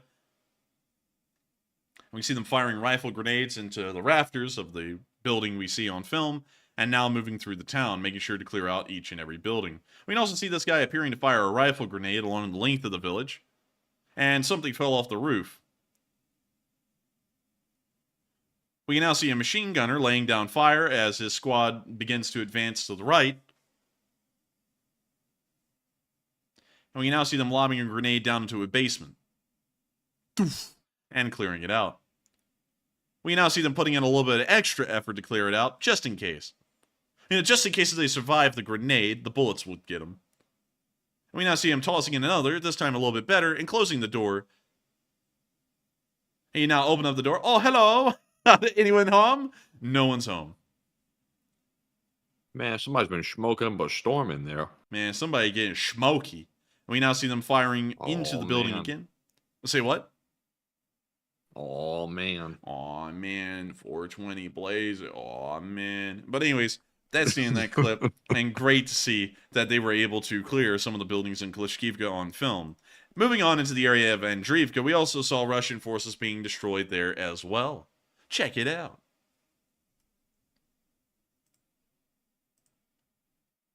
When you see Russian forces lined up against this road, it's almost like they know what's about to happen. And there goes the artillery, and we can already see that it's doing some pretty good work. And we can see that the Ukrainians have now learned what, at least in this unit, Movavi video editor is, as we can see a shaking skull several times on screen. We can also see some more Russians appearing to join the rest of them. Suffice it to say, the artillery is quite accurate in this clip. And here's the trippy skull again. Dude, that's what my skull looks like whenever I hear that there is more reading. That's what I look like. I'm like, gee. But anyways. You see the artillery continuing to land. I laughed a lot harder than I should have. Dude, that's actually what I look like after I get done drinking the busy cold brew. I'm doing that. Man, just shaking, just jittering. Man, I got the jitters and the fritters and the apple critters. That actually was the wrong way around. It's supposed to be the jitters, the apple fritters, and the critters. But anyways, moving on from that, great to see that the Ukrainians were able to knock out some more Russian forces in the area. And moving on down to Ozranivka, we saw that Russian forces were hit exceptionally hard around Bakhmut. Well, actually around Kurtamivka. But y'all get the picture. It's the southern flank of Bakhmut. Y'all know what I mean. And so with that, here's the clip. Heavy metal ensues. And... oh, yeah. oh, yeah! But anyways, we can see the Russians moving around the tree line, becoming the target of the Ukrainian drone. The drone drops the bomblet, and of course, hits dead on the nail. And the video is buffering. Hopefully, our stream quality is not buffering. And we can see them continually whacking Russians. Wow, look at that. Man, this video really is buffering. Oh, there we go. It's good. And it's doing it again, but the Russians were wiped out. They were wiped out about as good as our internet connection was right then. Look at that. That's pitiful. Look at that garbage all over the ground. Yeah, look at that. Look at that. And so with that, we're now going to be moving on from that and into the next clip. We also saw the 3rd Brigade in action in that area.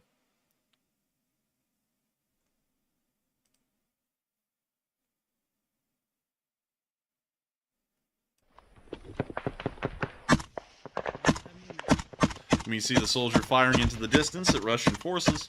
We believe that this is near the canal zone. In fact, we actually think that this little berm here is actually the very lip of the canal, and so that's why the video clip is located in this area.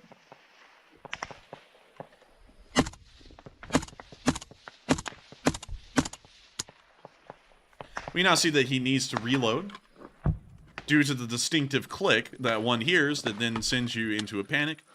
He's not really in a panic, though. Things are good. We can see the guys down there, of course, the poor guys who are always stuck with the reloading job, just crouched at the bottom of the trench the entire firefight, just reloading mags. And we can see our hero of the day getting his new magazines. A lot of them, actually. I mean, they've been going to work over there. And so he sets up his. They got a shelf. Dude, it's like an office shop. He's got a desk and everything. Это твой автомат? Не, это...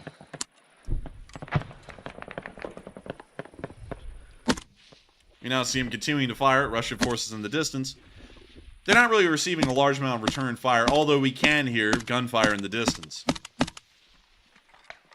Oh, now we just heard a bullet whiz over. Oh, that was Ото close. дальній бліндаж огризається, поняв? А? Ото дальній бліндаж огризається.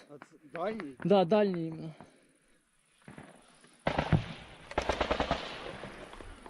And we hear some machine gun fire out there, and it appears that maybe the AK just jammed. Or he ran out of ammo. So you toss that mag back at the reloaders, which will then reload the mag. It's like magic. You just throw it at him, and there's bullets in it next time. He's now reloading the AK. Петай по ньому. We hear some bullets now flying over him, pretty close nearby.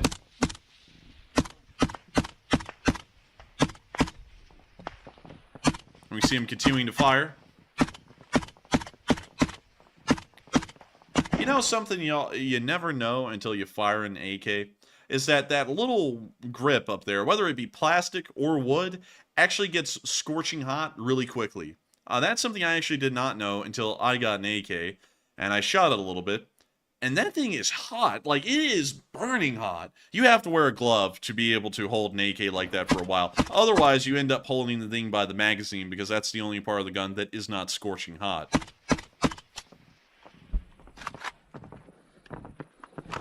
We now see that that magazine is also empty.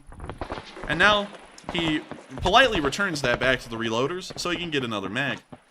He then loads the next one.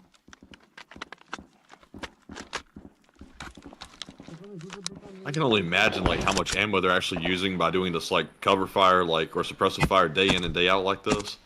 They are probably using, as an army, over 1 million rounds a day, I would assume, across the entire front line. Imagine the logistics. It's crazy when you actually see them like laying the fire down. It's a lot of rounds that they're putting down like every minute. Yeah, just imagine the price of that. Like, 545 in the United States is around 50 cents a round right now. So that means that every single magazine is about $15 of ammo going off of American prices. And these laid down about 3 or 4 mags at this point in the video. Just kind of giving an idea of the cost of small arms ammo being fired in that volume across hundreds of miles of front line each day. And Barry said, damn, how long will that barrel last at this base? Probably not that long. I mean, firing at this rate, that thing's getting hot quick, and it'll probably only last, I would say, 600, 700 rounds at most, and the accuracy will be shot. Це ти?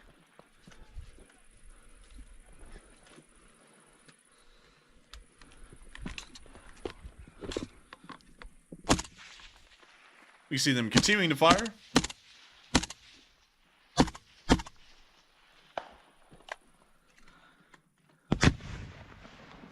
Ёбаный гандон. Откуда? З ліса нахуй. Прямо? Да. We see them standing by, and it appears that he's reloading his AK again. And it appears that he's out of ammo, or the rifle just jammed. He's out of ammo. There goes the mag back to the reloaders.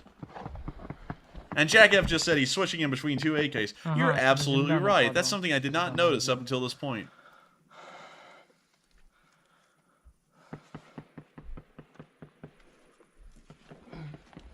And, you know, a lot of people are giving me horror stories in the live chat about how much ammo costs in your area, and I'm glad I don't live where y'all live, because it would be literally unfeasible, uneconomical to even shoot at all.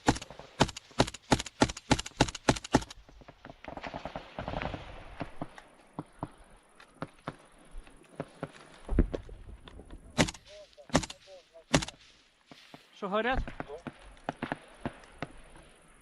And Mr. E-Man said, is the Enforcer saying an AK-74 can be accurate? Yes. I actually have one, and I've ended up shooting it, and interestingly enough, they're actually not that inaccurate. The parts that rattle are the parts that don't really matter for the accuracy. The barrel stays pretty steady. Doesn't really rattle that much. It's everything that's inside the receiver that rattles, so ends up not really affecting the accuracy too much, although I would assume that the rattling of everything inside of the receiver will eventually wear down the AK quicker than you would see an M16 and M4 get worn down.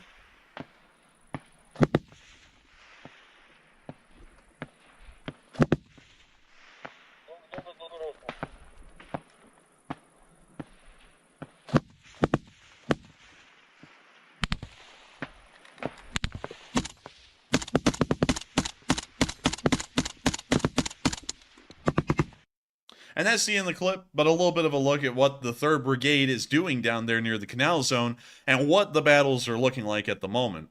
Moving on out of that area and down into the Donetsk region, we also saw near Avdiivka that a Humvee crew, a Ukrainian Humvee crew, was very lucky today as they ran over an anti-tank mine in the Humvee, and all of them survived without injuries. Don't even know how the driver ended up surviving this without injuries, but it was a wild video. So here's the clip.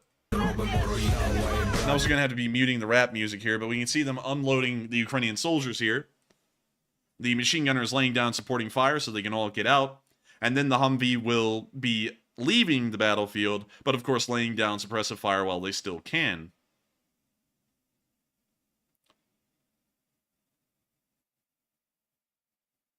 We can now see the Humvee is on its way out of the battlefield as the gunner up there continues to fire. It looks like he may actually have an AGS-17 due to the size of the belts, but in a moment, things are going to go south quickly. They're going to run over the mine right there. And you can see that fire nearly engulfs the entire side of this Humvee, yet the driver was largely uninjured as the story went after this video was over. Everybody's generally all right. Yeah, everyone was fine. It was very lucky because back in Iraq and Afghanistan, the whole reason why we developed the MRAP was because the crew fatalities were incredibly high for anyone in a Humvee. They usually usually people ended up getting killed pretty easily if anything blew up near or around or on a Humvee. So for these guys to even get out of it and be completely uninjured, that was very lucky for them. And so with that, and a lot of people are actually telling me that this was Yuri. And if it was, lucky for him, and I got to say, that was a close call right there, and hopefully they managed to somehow stay safe when doing raids like that on the front lines. But moving on out of that clip and down into the area of Marinka, we also saw some Ukrainians eating some meals on the front, which once again gives us a little bit of a look into what their food situation is like on the front lines. And it appears to really be anything they want. Of course, the Ukrainians are within driving distance mostly of any convenience store, so while there are Ukrainian MREs, they can largely make their own food or purchase their own food if they want to. That's kind of what they've done here. But it looks like they're eating well. Of course, the Ukrainian supply and food situation seems to be good, and therefore morale will be a little bit higher. Moving on from that and into our next clip out of the Donetsk region, and moving on into Kyiv, we will now be covering the speech from President Volodymyr Zelenskyy. And so, without further ado, here is the speech. Speech. If it loads. There we go. There we go. I knew you could do it, video. I knew you could do it. And so, with that, let me put it on Ukrainian. Make sure it's all ready to go. And here we go. Бажаю здоров'я, шановні українці, українки. Провів сьогодні ставку. Фронтові питання, які важливі зараз. Оборонні питання, які важливі стратегічно.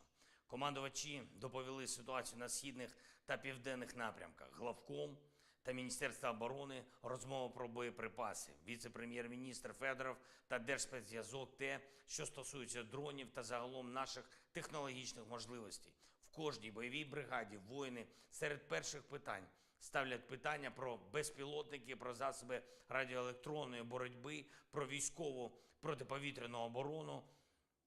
Відповідь на такі питання – це і наша робота з партнерами заради постачання потрібних дронів та систем, це і робота тут, в Україні. Необхідне виробництво. Нарощуємо виробництво в рази. Та необхідна систематизація того, що вже постачається у війська та використовується. Дрони – це очі.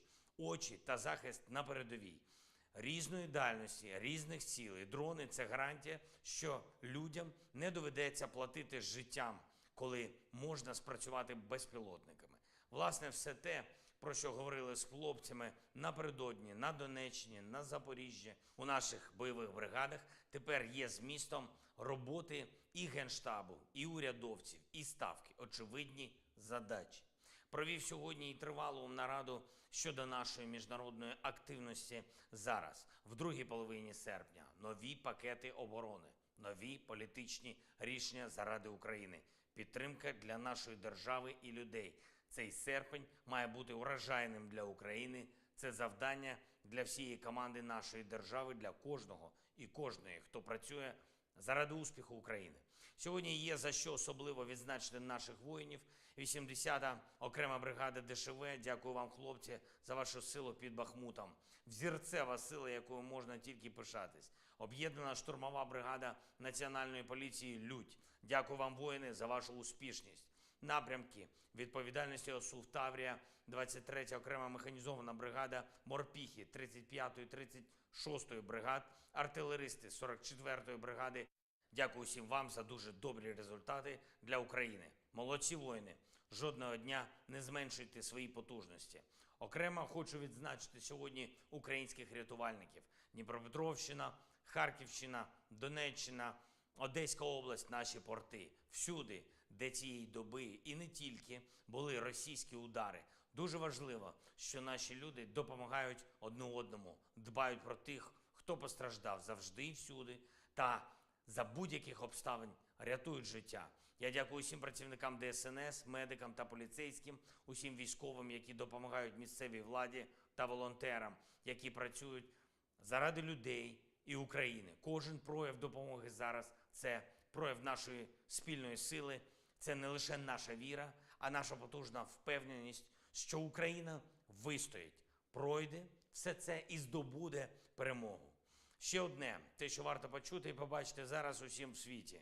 Минулої ночі російські терористи знову вдарили цілеспрямовано по нашим портам, по тій нашій інфраструктурі, яка задіяна в гарантуванні не нашої, а спільної світової продовольчої безпеки. І лише за один місяць, що минув після спроби Росії знищити Чорноморську зернову ініціативу, це сьогодні була вже сьома масована російська атака. Порт Рені, порт Ізмаїл, порт Південний, порт Одеса, порт Чорноморськ, Миколаїв, кожен російський удар по ним – це удар по світових продовольчих цінах, це удар по соціальній та політичній стабільності в Африці, в Азії. Базові речі, які дають кожному суспільству нормальне життя – це їжа на столах у родин. Жоден інший терорист у світі, окрім Росії, ще ніколи так відверто та навмисно не бив по безпеці одразу стількох народів. Треба на це реагувати усім. Треба цьому протидіяти активно, саме спільними зусиллями. Я дякую усім лідерам та державам, які допомагають Україні захищати нашу державу, а отже і спільну безпеку усіх в світі. ППО для України, зброя для наших воїнів, санкційний, фінансовий та політичний тиск на Росію. Це зараз основні речі, які не комусь одному, а всім у світі гарантують безпеку та повернення спокою. Слава нашим воїнам, слава нашому незламному та сильному народу. Слава Україні! And Slava And Ukraine. Heroam Slava. And with that, that is the end of the speech from President Volodymyr Zelenskyy. Of course, wrapping up the halftime show and beginning the next part of this stream, which is going to be full of lots of fun. We're going to be, of course, talking about what y'all been thinking about, some of the big news tonight, and we're also going to be asking y'all, well, not really asking y'all are going to be asking us questions, and we're going to be talking to y'all. And so with that, what do we got, Matthew? All right, so let's address the poll that's currently running. It says, is the suppressive fire strategy seen in the video we just watched earlier effective or a waste of ammo? 69%. Nice. Said seems effective. 31% said it seems like a waste of ammo. And I'll be totally honest with you, the way that was being done, it does serve a purpose, but it seemed a little bit like a waste of ammo to me. They didn't seem to know which direction to fire in because he kept firing in multiple different spots. Obviously, the Russians could be in multiple different spots, but, you know, we really couldn't see which direction the bullets were coming from, so we really don't know. But obviously, there is a benefit to it, but it seemed a little bit like a waste. But Enforcer, what say you? I would have to say it is fairly effective. That's largely why a lot of the armies of the world have gone down in past years to smaller calibers, because it was found out that in war, statistically, it is actually not the accuracy nor the deadliness of an infantryman's rifle that ends up killing the enemy. It's more so the artillery. And so the aim of most rifles, and that's also why I think there's a little bit of a misnomer in the modern world about rifles in general, the modern military rifle isn't really designed to kill anyone. It's actually designed really to keep their heads down and keep them in one spot long enough that artillery can get to them and blow them to pieces.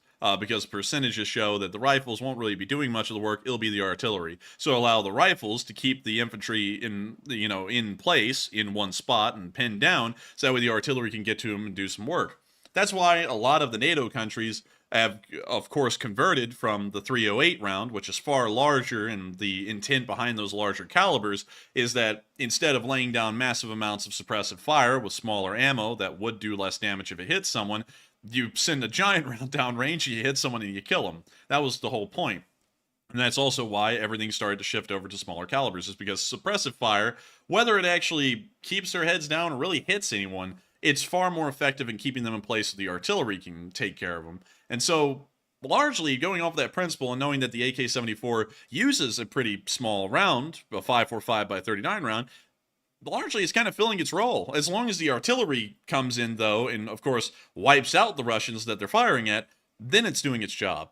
So with that, I hope that does address that fairly well, because that's kind of the whole reason why rifles got smaller in caliber. And I think that's kind of silly, because some people say that rifles in the modern world are more deadly than any other rifles of any kind that have ever existed. And to that, I actually have to disagree. I think that the rifles that we saw in the 1950s and the 1960s were probably some of the most deadliest rifles ever invented by man up till this point.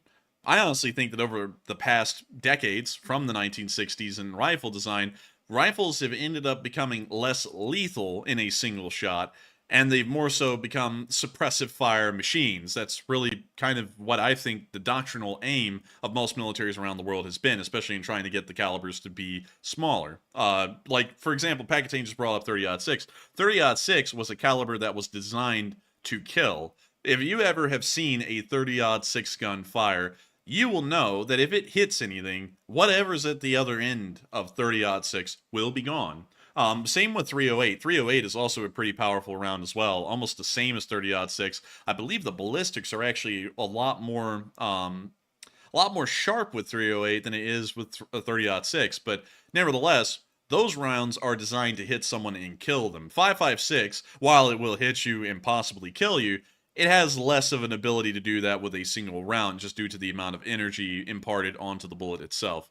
So really, honestly, I think they were filling their role with the AK-74, considering the caliber it's using, and modern doctrine kind of revolves around that principle. But with that, I hope that does address that fairly well, and we are on to the next one. All right, and our next poll says China claims it has developed high-power energy weapons that fire indefinitely, and what are your thoughts?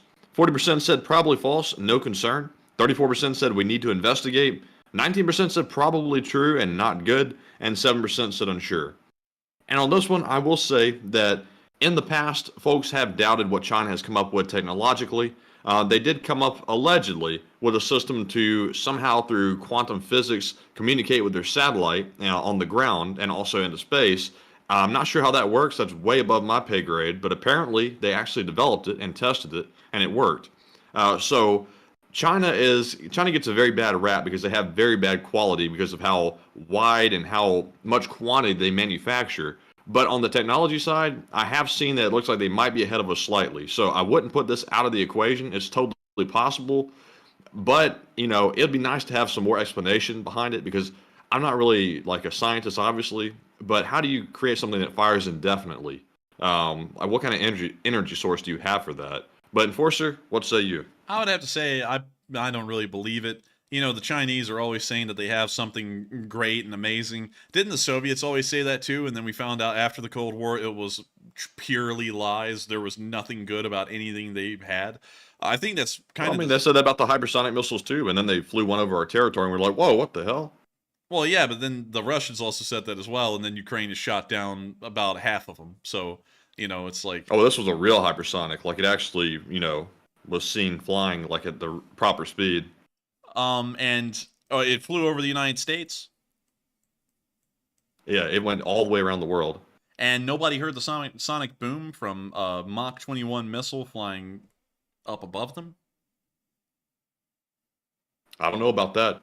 Because, I mean, I'm just saying, a space shuttle comes into the atmosphere, it can be 60,000 feet up. People are hearing the sonic boom from that thing. But a hypersonic missile flies around the world, and nobody anywhere in the world hears a sonic boom from that missile. You know, that kind of throws into question to me whether it really happened or not. That's like a Our military says it happened. Did they though? They did. Well, wait, hang on. How in the? But I wasn't outside at the time, if that's the question. Okay, so here's my question then. If they are saying that the Chinese have a missile that's so fast we can't detect it, how does the military know that a missile flew over our territory from China? Hell if I know, but they said they detected it. Why would our military lie about an adversary having a very powerful weapon?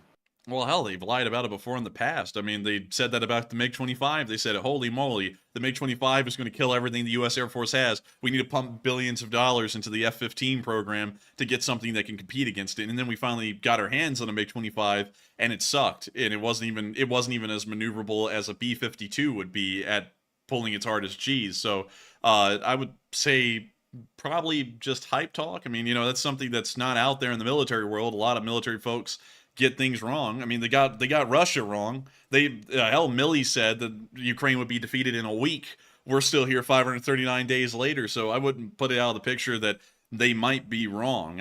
I'm honestly not inclined to believe that the Chinese have technology that is more advanced than the United States, considering that all of the technology they have right now is copied from foreign countries like the United States. So they would naturally have to be behind the curve a little bit because they're not coming up with the stuff that they're on their own.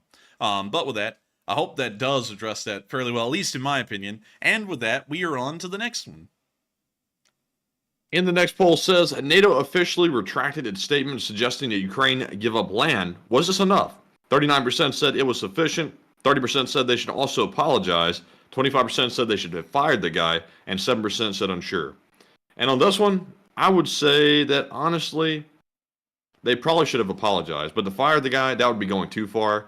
Because, you know, everyone's entitled to their opinion. They did the right thing and retracted it. Obviously, he probably had some pressure because, you know, he had the risk of losing his job.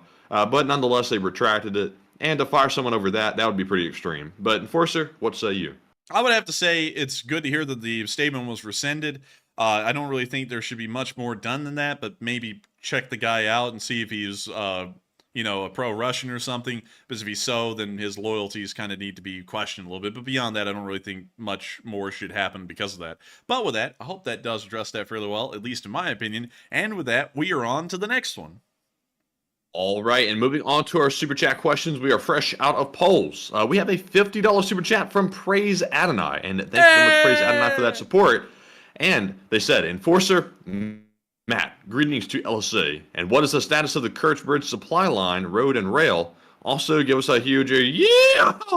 And Slava LSA and Slava Ukraine. And Slava Ukraini, and long live the LSA, and welcome back, Praise Adonai. It's been a while, and I gotta thank you so much for the support.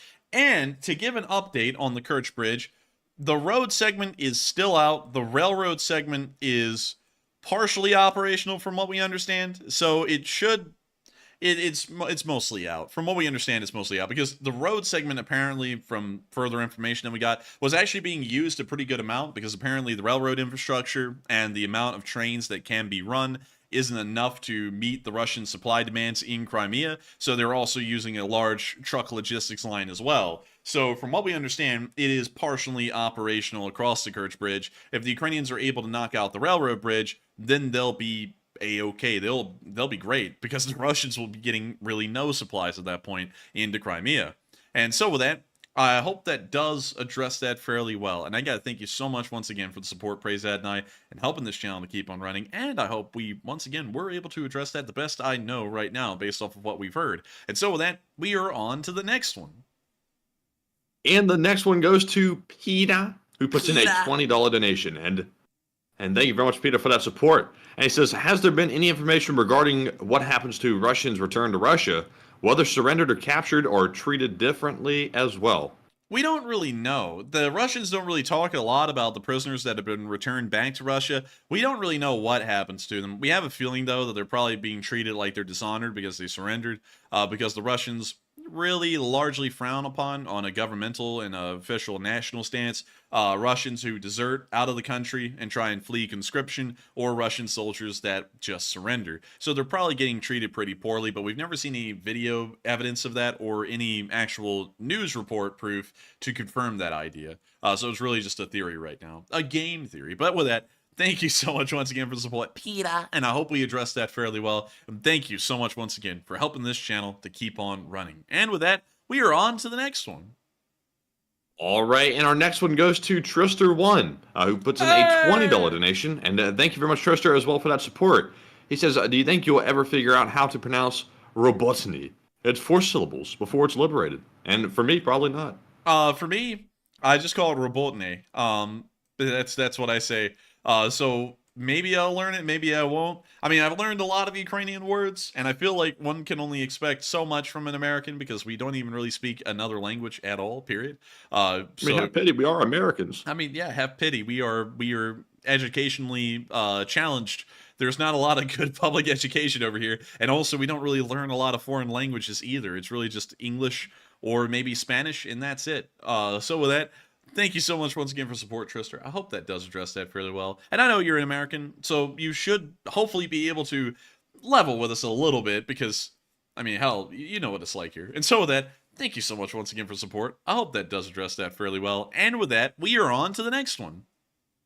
And the next one goes to Super Bonker 9000, who puts in a $20 donation. The return. And good to see you once again, Super Bonker. And they said, it looks like you guys need to replenish coffee funds. And Igor. And thank you so much for the support, Super Bonker 9000. You know, we actually saw that there was a Peon SPG named after you on the Brickmania store, which was really cool. You weren't around for that, though, but it was really cool nonetheless. I would suggest you pull it up. And thank you so much for replenishing the coffee fund. Of course, you folks supporting the coffee fund help this thing to keep rolling. And I gotta thank you so much for the support, Super Bonker, and also for dropping by tonight, because it means a lot to us that folks enjoy this channel and folks support it to help it to keep going. Y'all are the only thing that makes this possible. Y'all are the only thing that helps us to keep this thing rolling. And it's always been great to know that regardless of what's been going on and everything else, y'all have continued to help this channel to keep on rolling. And so thank you so much once again, and I hope we addressed that fairly well. And so thank you so much to Super Bonker 9000, a NAFO and LSA old guard. And with that, we are on to the next one. And thank you so much once again for the support. All right, and just real quick to address the poll that I just put up a moment ago. It says, is it possible that China has surpassed the USA in certain areas of military technology? Right now, it's a almost evenly distributed poll. 41% said yes, it's certainly possible. 42% said no, it's impossible. And 17% said unsure.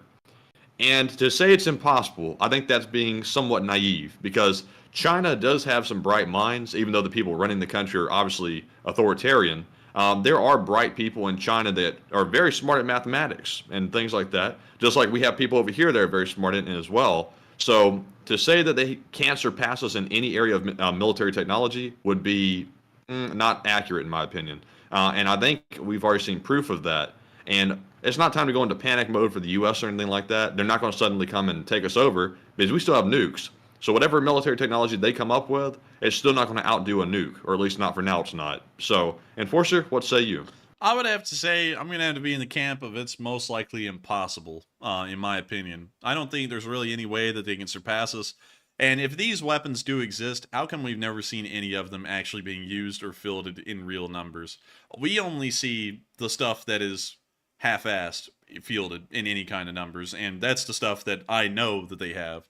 The Chinese can say whatever they want about we have a brand new super secret cool gadget weapon that goes Mach 900 and can break the earth into a million pieces. I don't believe it when they say it, because the Soviets said it during the Cold War every single year, and it turns out that they lied every single time, and up until this point, the Chinese have been proven to lie every single time. They bought a prop from a movie set over here, brought it to China, dressed it up a little bit, and put People's Liberation Army symbols on the side of it and called it their brand new future APC. And that wasn't true. That was a flat-out lie. I mean, hell, it didn't even take long. You could find the vehicle in the movie Prometheus, and they took it to China, and they were marketing it as their brand new futuristic APC prototype. And, you know, that shows right there that the smart minds in China are really just the ones that sit there and come up with ways to lie to folks around the world, so that way people think the Chinese are a lot more advanced and capable than they are. And this is something that's been happening through all of history, not just with the Russians and the Chinese, but with the Nazi Germans, and that's something that still lives on to this day. People think, people actually think it was a real deal that the Germans had more advanced technology than every other country in the Second World War during the entirety of the war from 1939 to 1945, which when you actually read history and the numbers, it's blatantly untrue. The United States Army was completely mechanized. Every single unit was completely devoid of horses at that point for transport. They all used some kind of internal combustion engine for everything. The Germans, on the other hand, you would find an internal combustion engine for every 100 soldiers in the German army, which means that for every 10 trucks the US had, the Germans had 1, and everything else had to be transported by horse and wagon, showing that they were backwards as hell. The tanks that they had weren't that advanced, and it was all propaganda. And interestingly enough, that propaganda that the Germans did and the Soviets did lives on in the American public's mindset to this day. People actually think that the Soviet Union and Nazi Germany were far ahead of us technologically, both in the Cold War and in the Second World War. And when you actually get into the weeds, it's just never true.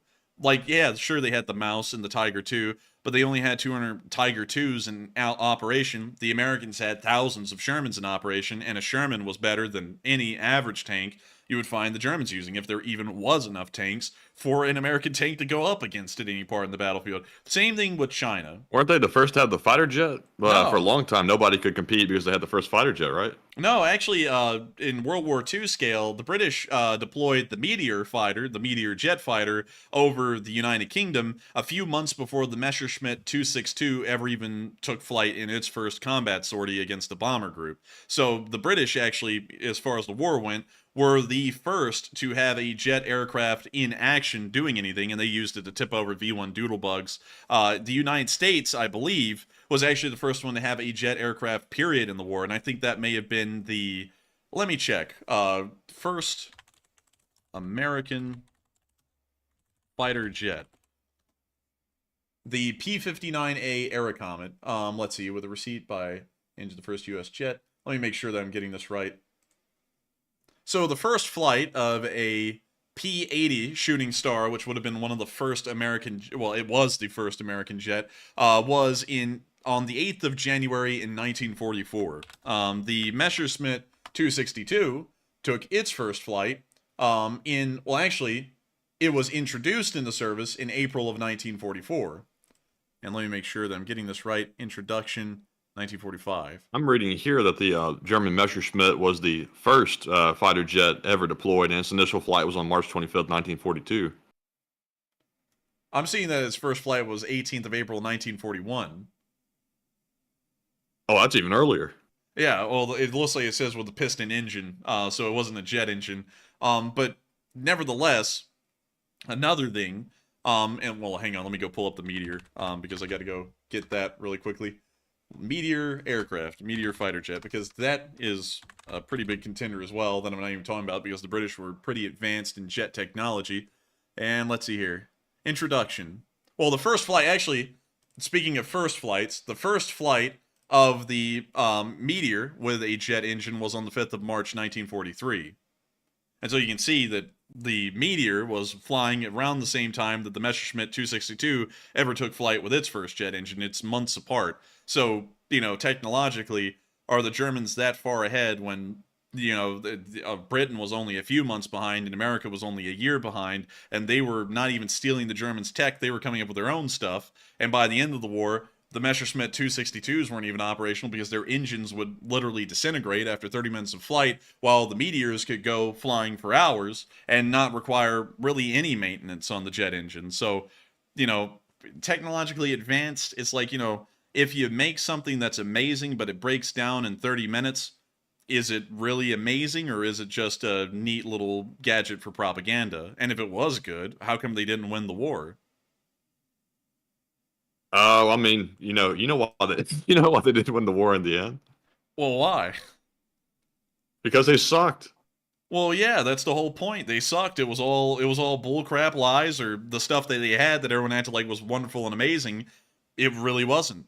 I mean, hell, the United But States. at the beginning, though, it was amazing at the time. But obviously, over a couple of years, we caught up to them, and we overwhelmed them in several different areas. No, that's not really true. I mean, like if you're talking about the Horton 229, the United States had flying wings before the Germans ever had flying wings. The guy, I forgot the name of the guy. I think he's the guy who ended up founding Northrop Grumman. But that guy was the first guy to create a flying wing anywhere in the world. Like in the 1930s, he was before the Germans by years. So it's like, are they advanced there? Not really. And they didn't even get theirs into action. It was just a prototype. So gotta be honest. I mean, usually it's all propaganda hype because if these countries were as good as we say they were, how come the Soviet Union or Nazi Germany doesn't exist anymore? How come we're the ones who are still here? We couldn't have sucked the entirety of history and just ended up winning against everyone, economically, militarily, everything else. And the Chinese are a similar vein to me as the Germans were in the Second World War and the Russians are today. They have great stuff to put in front of the cameras. They have great talk, but beyond that, nothing else to back it up, in my opinion. So with that, I hope that does address that fairly well. And with that, we are on to the next one. All right, so moving on to our next super chat question, we have one from Psyops, the Psyops, who puts in a $10 donation. He says, appeasement doesn't work. When a toddler throws a tantrum, you have to let them cry it out. And thankfully, Putin isn't a toddler, so after the trial, he can be hanged. And thank you so much for the support, Psyops, and hopefully that will be true, because he is not a kid. And so once he gets done throwing the temper tantrum, hopefully we can find a way to hold him accountable for the crimes that have been committed in this war. Maybe have him in front of the Hague. I don't know how that would happen realistically, unless if there was a government, another coup in Russia that overthrew the government. But hopefully we would see something like that happen. And so with that, thank you so much once again for the support. I hope that does address that fairly well. And with that, we are on to the next one. All right, and up next we have another super chat from Psyops, who puts in another $10 donation, and thank you very much, Psyops. He says, pummel... Wait a minute, hold on, let me proofread this one real quick. Let's see. Let me look up this word first. He warned me about it ahead of time, so I think he's being very kind on that. Okay, it appears to be a decent word, I think. Let's see, he says, pummel Putin pushing plethora, petards, posteriorly. Look up petards, French word. It's a blast. Yeah, petard. Let's see here. Petard. Petardiers were the guys who had the job of bringing the petard to the door. So what this is a black powder charge inside of a basket, pretty much. An iron basket. That's what I believe they were called at the time. And they would run this thing up to a wall or to a door. They would attach it to the wall of the door. They would light the fuse, and then it would blow up, and it would blow a hole in the wall or the door. These things were actually fairly late in warfare, especially, I guess you could say high Renaissance warfare, late 16th century, and they weren't really used much, and it was a very dangerous job. Most people would die working as a petardier, but yes, this is a pretty cool thing. And also, man, can you reread it now to make sure that I address any other part of it? It was literally just some poetic type stuff. There was no question. Well, with that, thank you for the support, Sives, and the poem about the petards, because the petards are cool. And so with that, thank you so much once again for the support and helping this channel to keep on running. And with that, we are on to the next one. And the next one goes to Psyops yet again, the third one, who puts in a $10 donation. He says, let's see. Now, this one is sketchy. Now, this one is very sketchy. But Psyops, thank you very much for the support. And he said, hey to Ivan. And he, has some things that he wants Ivan to do that are kind of a little bit out there. I'm not sure if Ivan's going to oblige on that one, to be honest. But thank you very much, Psyops, for that support. And always supporting the channel and being a mod as well. And moving on to our next one, we have a $10 donation from Siri, who says, have said it before, but be proud of the beautiful community you have created. And keep up the great work, but also law school. And an education can never be taken from you. And much love from Norway. And thank you so much for the support. And also thank you for being one of our LSA viewers from Norway. And thank you so much for saying the kind words and the support. Because one thing that we always run into is two camps. People who support us going to law school and people who condemn us for going to law school. Don't really get the hate of people who say that it's stupid to go to law school. Because it's like, well, it's an education, and it's one where you actually are a professional in a field. It's like if you had a bad experience with an attorney, I can't help that. That's not me. So why in the world are you going to apply that to everyone and everything? And, and then there's other people out there who I'm guessing are just jealous. It's like not really going there for free. I mean, we had to take out loans, and we're also, paying for it with scholarships and everything. So, I don't know why people are like, oh, look at that. It's like, that doesn't even make any sense. Like when you really know the run of it. But I do thank you for the kind words, because an education is something that is truly indispensable. Without having an education in history, I wouldn't really be able to run this channel the way we do. Like, this would have never been possible. And so I know, number one, that education is a big deal. And so thank you so much for the kind words and the support as well, and helping this channel to keep on running, and also giving us a little bit of a word of encouragement, because it's always good to hear, especially amongst a sea of people who always, know better, but then they don't, like that's one thing that I'm always interested in, is like, people always want to deride hard work sometimes, like when you sit there and go, oh, I'm going to do YouTube and go to law school, and then some people are like, oh, just forget law school, just do YouTube only. It's like, why? It's like, why not do both? I'm always saying on this channel, you can have your cake and eat it. You can have your cake and eat it. There's no kidding about that. You can actually do it if you have the effort behind yourself to go out there and just get it done. I don't know why people are always saying, oh, you can't do it. So just do it.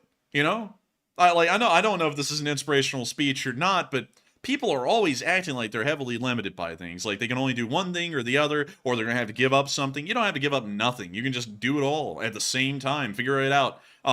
Like how I figure it out is I don't even really think about it. I just go from thing to thing to thing, and I don't sit there and go, oh my God, I'm being overloaded. I just don't even do that. I went through that during my time at UAB, and I found out that's just a pointless thing to do. It all has to get done anyways. Just put your nose to the grindstone, get it done. Don't even think about it. And everything will be fine, and everything will be taken care of, and everything will still be running.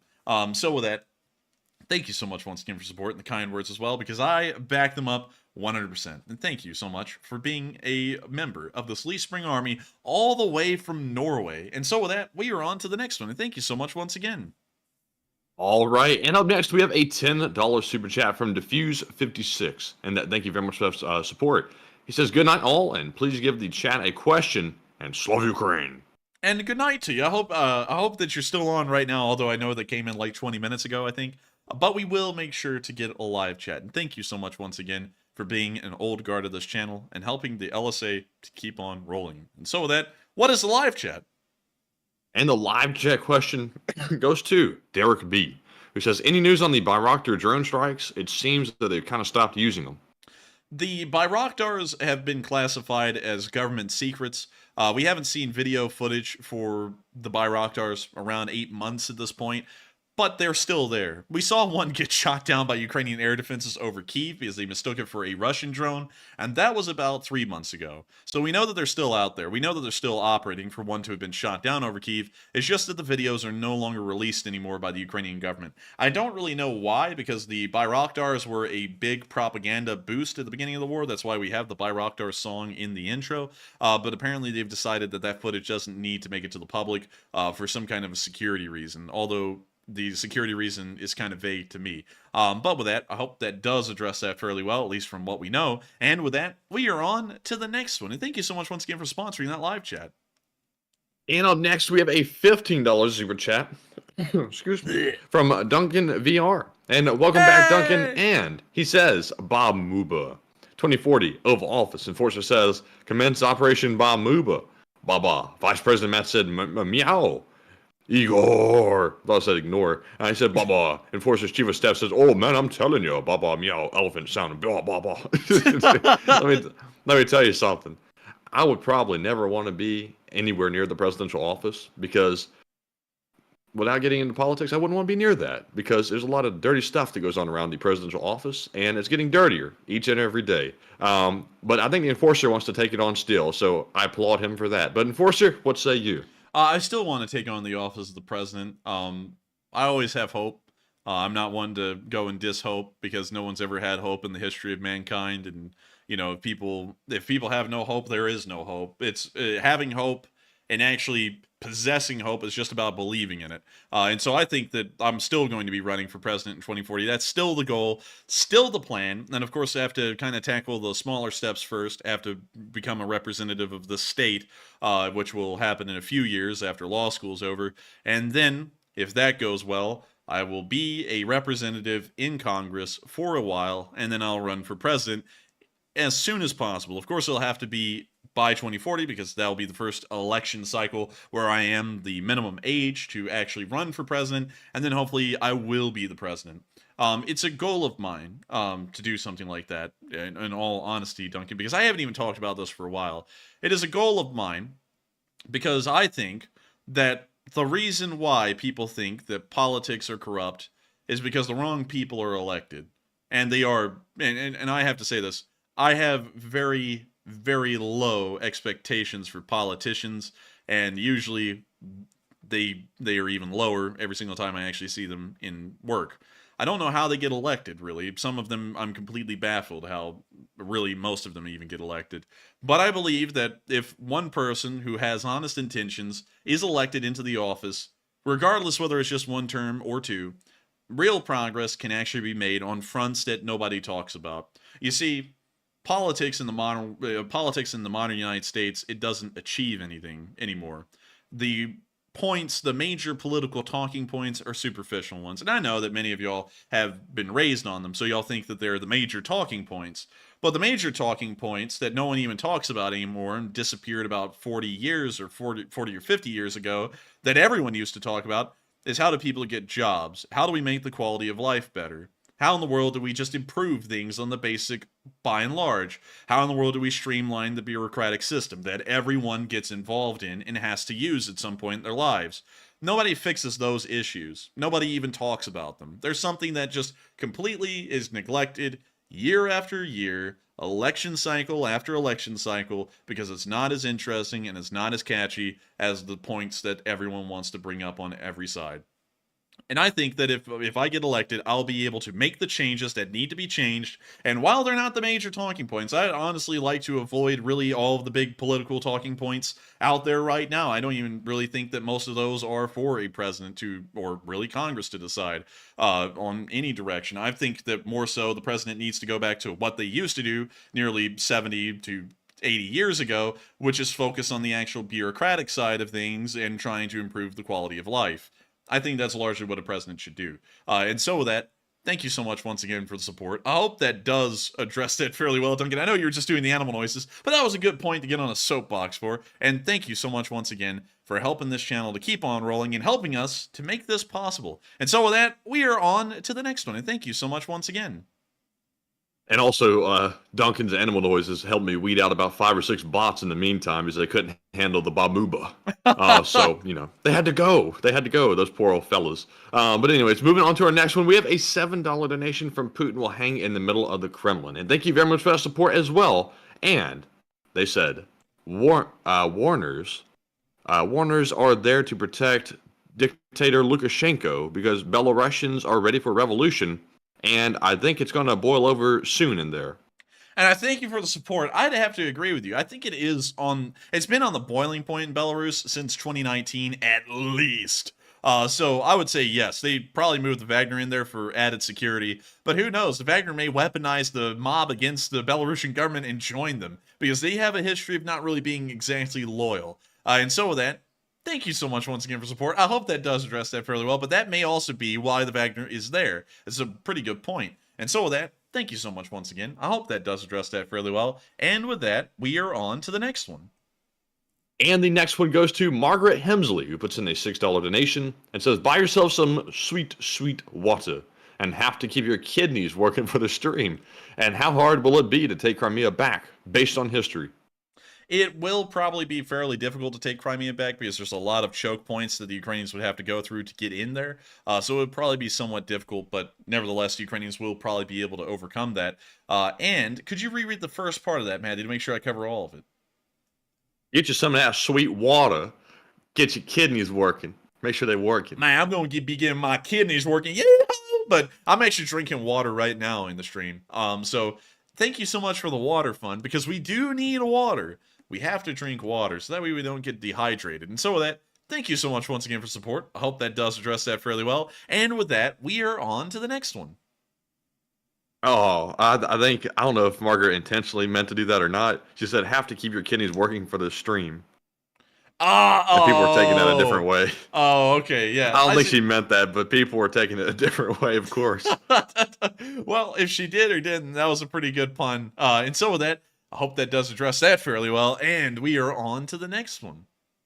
And the next one goes to CK Bold, who puts in a $5 super chat and says, take a live chat question. And of course we will. And also James Moon also put in a 5 and said the same thing. So we'll get 2 of them. And thank you both for that support. Hey! And moving on up to our live chat questions here, our first one is going to go to WNNR 1957, who says, why doesn't NATO escort grain ships and protect grain silos in order to prevent world hunger? And what are your thoughts? Ukraine is trying to protect them the best they can, but there's only so much they can do, especially if the Russians overwhelm their air defenses or they just have a general lack of air defense in that area. There's not really much they can do. And so I don't really know where the question's coming from wordage wise, because that's like saying, how come that guy over there let his daughter get shot in the school? Why didn't he run in there and save her? The question is more so, why in the world did the nut go in there and start killing kids? I think that would more so be a good question to ask. But in this regard, I would say it doesn't really make a lot of sense to ask the question, do the Ukrainians want the world to starve? I think a better question to ask would be, do the Russians want the world to starve, since they're the ones destroying Ukrainian grain? And also, why should the Ukrainians think that grain has to be protected, considering it's not even really a military asset or a target that would even be in the realm of thinking for a military commander to think, oh yes, I need to protect the grain, as well as the citizenry, the port facilities, and the soldiers on the battlefield as well. We must protect the grain and make it a priority. Otherwise, we'll be blamed for the Russians attacking it and destroying it. So with that, I think to answer that question directly, he said, why doesn't NATO escort grain ships? Because if NATO got involved, that would start a world war. So NATO's trying to avoid that. Even though, I think they'd be trying to do it in international waters. It's still irrelevant.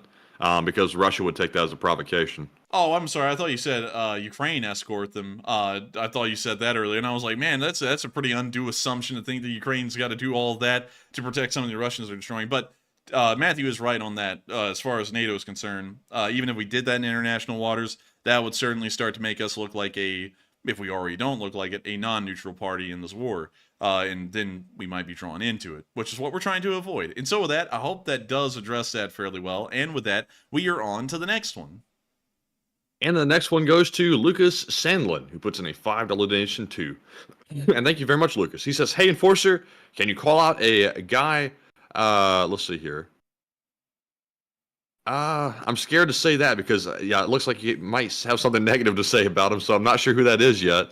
I'm not sure. Let me send this over to the Enforcer because I'm not sure if he's referring to something or he's calling the guy a name. I'm not really sure. So let me. Well, if you're sending it over Discord, I can't see Discord because it's still not on my phone. So, I don't know how you would send it. Maybe just put a summary of it in text. That'll probably be the best way I could see it. There. Let's see here. What do we got? Oh yeah. Sorry, I'm like, one thing that we want to do is we want to avoid beef wherever possible, except for with one blithering idiot. We're fine with that beef going because apparently they don't want it to stop no matter everything. So it's fine for that beef to keep rolling. But we don't want to beef with anyone else. So I would have to say, sadly, I can't call them out for that reason, but go Wardens and Slav Ukrainian, long live the Lee Spring Army. And so with that, thank you so much once again for support. Hope that does address that fairly well. And we are on to the next one. And the next one goes to Lord Alathorn, who puts in a $5 donation. And he says, this is for your legal pad fund, and greetings from Kodiak, Alaska. And take a live chat. LSA Strong, Slav Ukraine. Hey, thank you so much for the support, and really cool to hear that you're from Kodiak, Alaska. I gotta tell you, I love when super chats come in with places names. Let's type in Kodiak, and let's see where that is. Kodiak, Alaska. It's on the southern coast, but where? Holy moly, that's a tiny town. Oh my god, you live on an island. Oh my lord, dude, this is crazy. This is probably one of the most insane places I've seen anyone live. Kodiak, Alaska. Isn't this where Deadliest Catch is based out of, Matthew? Yeah, I don't think so. I think let me see the map again. Let's see if it loads, hopefully. But there's Kodiak. There's Alaska. No, I think the Deadliest Catch thing is based off of one of those islands out there, like in that little stretch. I can't remember what the name of the island or the little spot is out there. Interesting. But let's go back and look at Kodiak. Dude, Dutch Harbor, that's it. Angry Penguin got it. Oh yeah, Dutch Harbor. Yeah, that is the one. But man, look at all these little boats. That's a lot of boats. Look at those boats, man. Man, look at those boats, man. You buy me a boat. But really impressive. And also, it looks like there's a pretty big Eastern Orthodox community up there, too. But still, thank you so much for the support and sharing that with us. And really cool to hear that you're one of the LSA members all the way from Alaska. And also, thank you for the legal pad fund. And so with that, we are on to the next one. And thank you so much once again. And up next, we have a super chat from 888, who puts in a $5 donation and says, do you think, based on the grain silo drone attack videos, that the Russian drones potentially came from the west and northwest and potentially from Transnistria? They most likely came from the east and most likely the northeast because that's really the only way they can fly in unless they're completely violating Romanian sovereignty or Moldovan sovereignty. That's kind of the flight path we think they took. And so with that, thank you so much once again for support. Hope that does address that fairly well. And with that, we are on to the next one. And we have a 5 from the B Knight 3, who says, for the broccoli fund, and keep up that will. And thank you so much for the support. I will be keeping up the last will and testament. And thank you so much for the broccoli fund. I like broccoli, actually, with butter. It's delicious. It's the best. And so with that, thank you so much once again for the support. I hope that does address that fairly well. And with that, we are on to the next one. And we have a 5 from David Moyers, who says, just remember, the lethal dose of caffeine is 10 grams, so enjoy your favorite brew. A hell of a lot. Burb. And thank you so much for the support and helping this channel to keep on running. And 400 milligrams of coffee a day can actually lead to some pretty nasty side effects, some pretty bad health effects. So I try and stay kind of on the barrier of 300 the best I can. Some days, though, it does go over. But still, thank you so much for the support. I hope that does address that fairly well. And with that, we are on to the next one. And we have a 5 from Philip Fix's LSA, who says, I had bacon-flavored Spam tonight and thought of the Enforcer's love of Spam. Hey! And you know what the Brits say Spam stands for? Glory to the heroic sweet potato. And thank you so much for the support. Glory to the sweet potato. It's a good potato. And really cool to hear you're eating bacon-flavored Spam. It's a great Spam, actually. It tastes just like bacon. And I'm a big fan of Spam. I love Spam. I don't know why Spam has such a bad rap. It's really good if you try it. I promise y'all. You've just gotta try it, though. But with that, thank you so much for sharing that. I love Spam. It's great. It's amazing. And thank you so much once again for helping this channel to keep on rolling and sharing it with us that cool little story. And with that, we are on to the next one. And this one goes to Sleep, and which is very nice, who puts in a $5 super chat and says, do you think Ukraine will break through the pre-22 line between Donetsk and Orlivka soon, or will it remain the de facto line for years to come? Donetsk and Orlivka. For some reason that's not really clicking in my head right now, so let me go to Orlivka.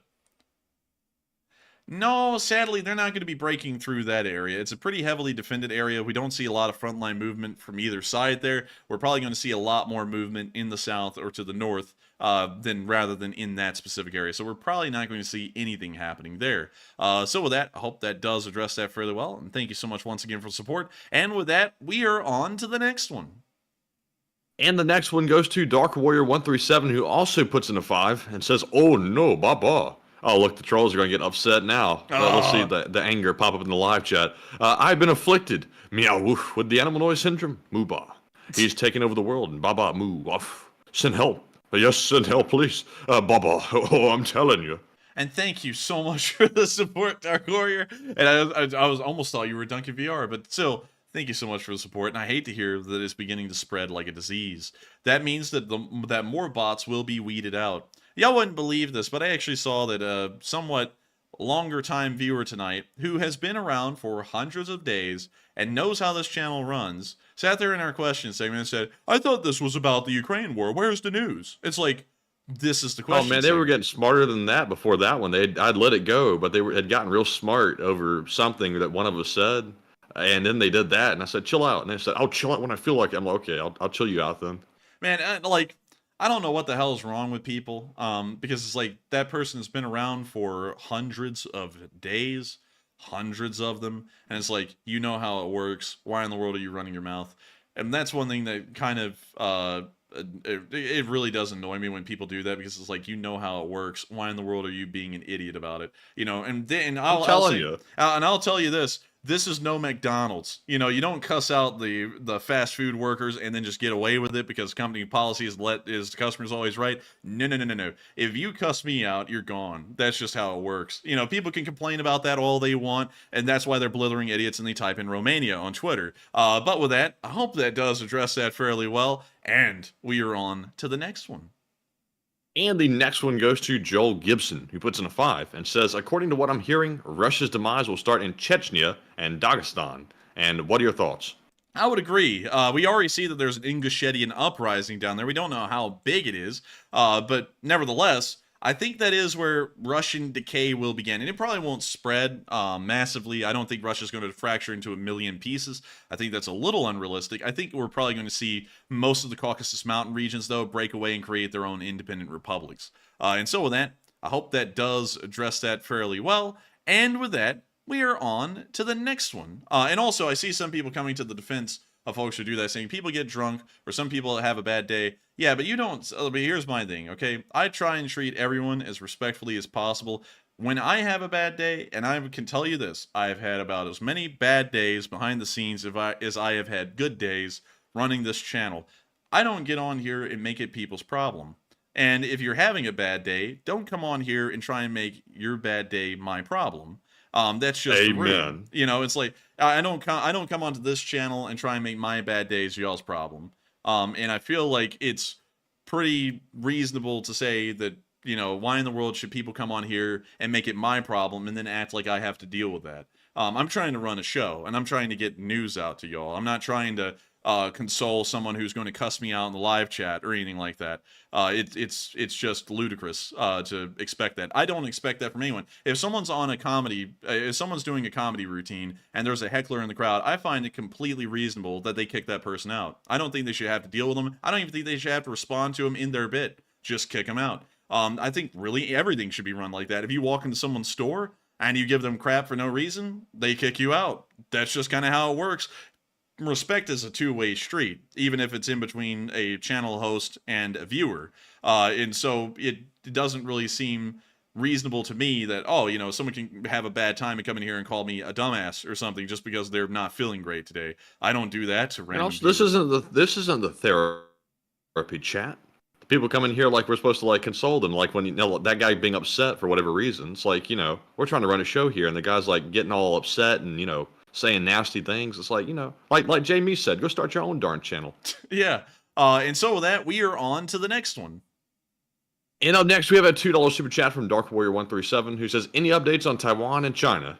I would not really. It's kind of just still simmering in the background. Nothing big has happened, rather than your normal aircraft little skirmishes near the border and stuff like that. Nothing has really happened, so it's largely status quo. And so with that, thank you so much once again for the support. Hope that does address that fairly well. And with that, we are on to the next one. And the next one goes to Slava Free Something, who puts in a 2 and says, "Ba animal noises spread more. Woof ba." And man, I'm telling you, Duncan's got that stuff spreading around. The bot's gonna be seething, and Matt's gonna be making all the noises.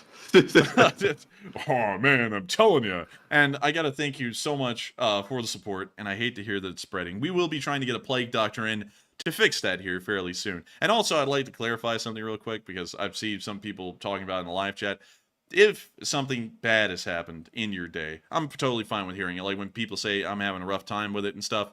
Totally fine about hearing that because I think, you know, people do have rough times. People want to talk about it sometimes. But one thing I don't like is when people have a rough day and instead of being like, man, I've had a rough day, and me going, oh, dude, that's terrible. I hope that it gets better, you know, and I've dealt with that too. So maybe that'll make you feel a little bit better. Instead, people want to go, oh, I've had a bad day, so let me go on this channel and treat this guy like an ass, just because I feel like it. This isn't really the place for that. That's my opinion on it. And I see some people saying, hey, that's kind of unprofessional. Well, don't you think it's kind of rude for someone who's been around for hundreds of days to try and blast us for what we normally do? I think it's pretty rude. But with that, we are on to the next one. All right. And with that being said, we are fresh out of live chat questions. Or excuse me, not Super live chats. We're getting to those. We're out of super chat questions. So with that being said, let's move on to our super chat questions.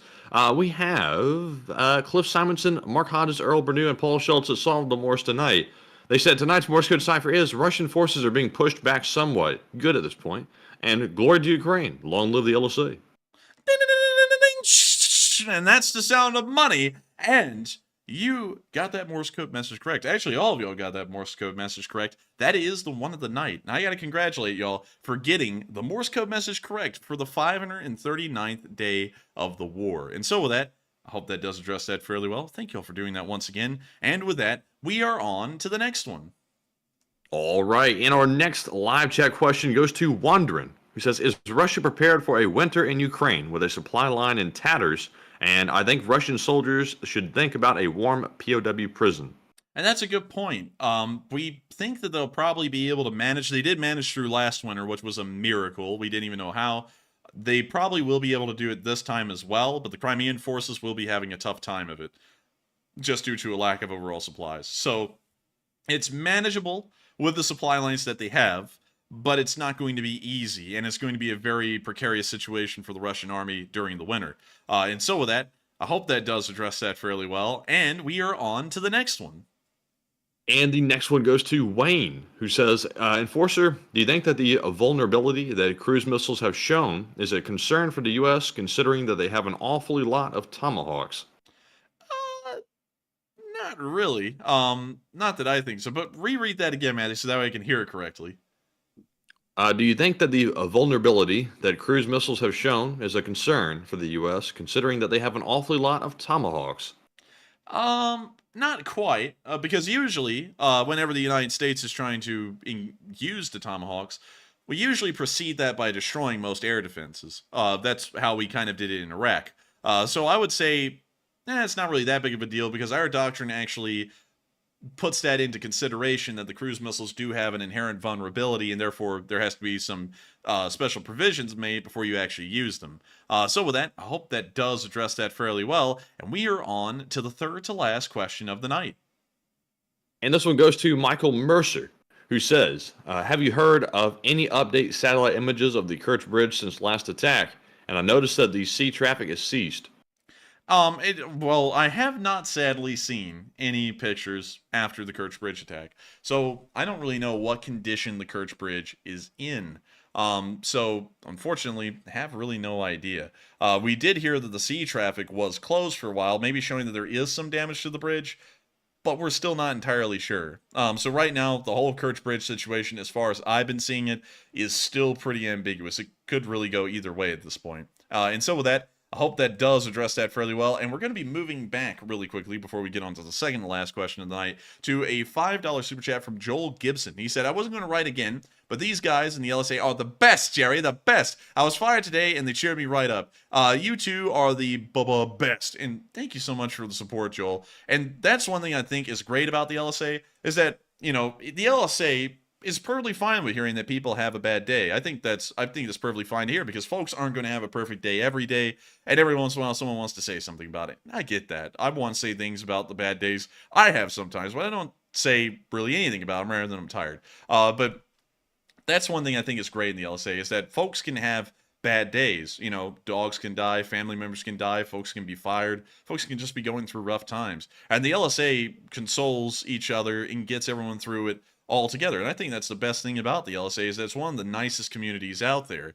And that's also why it's so much more offensive when someone's rude, because it just goes against the grain. The live chat's very polite, we're polite, everyone's polite, so everything goes along well. That system gets interrupted very badly when someone's rude. But it's good to hear that they were able to cheer you up, and I hate that you did lose your job.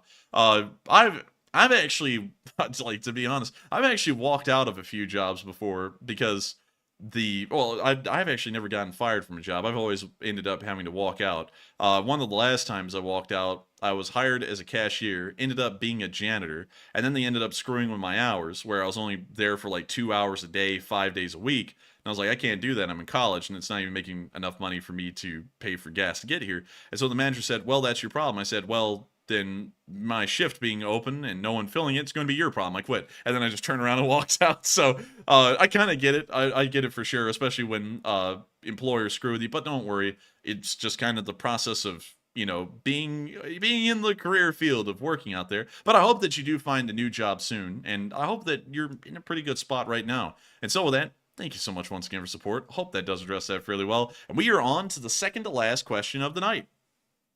And this one goes to Betty, who says, do you guys think that the Russians are close to an inflection point in the south or east? Seems unit cohesion is close to breaking. Yeah, it looks like they are going to be getting close to a breakthrough in the south. Unit cohesion is certainly starting to break, and we are seeing the Ukrainians making small amounts of ground, which in the southern front, that's showing that things are going horribly for the Russians. So I would say yes, we may actually see one of these division-size levels, division-size units end up breaking down there on the southern front at some point. So with that, I hope that does address that fairly well. And we also got a $5 from Cowboy Samurai. Thank you so much for the support. And that was your first time supporting this channel. And with that, we are on to the final question of the night. And so, who is the lucky last person to throw in the lucky last question of the night? And that viewer is Thomas Morello. And he says, with recent slow but steady progress by Ukraine, do you believe this war could conclude sooner, or is it destined to drag on for years to come? I don't think it's destined to drag on for years to come, because while the war is progressing slowly, the economic situation in Russia is moving fairly quickly. So I would actually have to say we're probably going to see this war end within the next year, maybe 2 years at the longest, because the Russians financially cannot continue this war for much longer. Maybe until this point next year, and then financially they will be done for, or next year if they somehow find a way to stretch the banks or cook the books supremely. So I don't think it will last that long, maybe another year or two. And so with that, I hope that does address that fairly well. And Slava Free Something just sent in a 5-set update. My brother and I are unable to leave Russia, got blocked by the guard, so we will continue smoking carelessly in places in Russia. And I also wish you the best on that, and also a little unfortunate to hear, but I hope everything ends up well with that. And thank you so much for the support. And with that, it is the end of tonight's stream. I thank you all so much once again for watching. It's been an absolute pleasure running the stream for all of y'all tonight, because at the peak, nearly 8.5 thousand of y'all were here, and we were more than honored to, of course, report all of the news to all 39,651 of y'all that have watched so far. If y'all did enjoy, please make sure to like, comment, and subscribe, as we run this stream practically every single day of the week except for Mondays at 10 p.m. Eastern Time, covering the past 24 hours of the war in Ukraine in video and picture evidence. And so with that, good night, good luck, take care, stay safe, Slava Ukraini, and long live the Least Spring Army. The Least Spring Army never dies. And good night, LSA, Slava Ukraine, and we'll see you all tomorrow. Get some rest. Yes. The Leaf Spring Army sends its regards.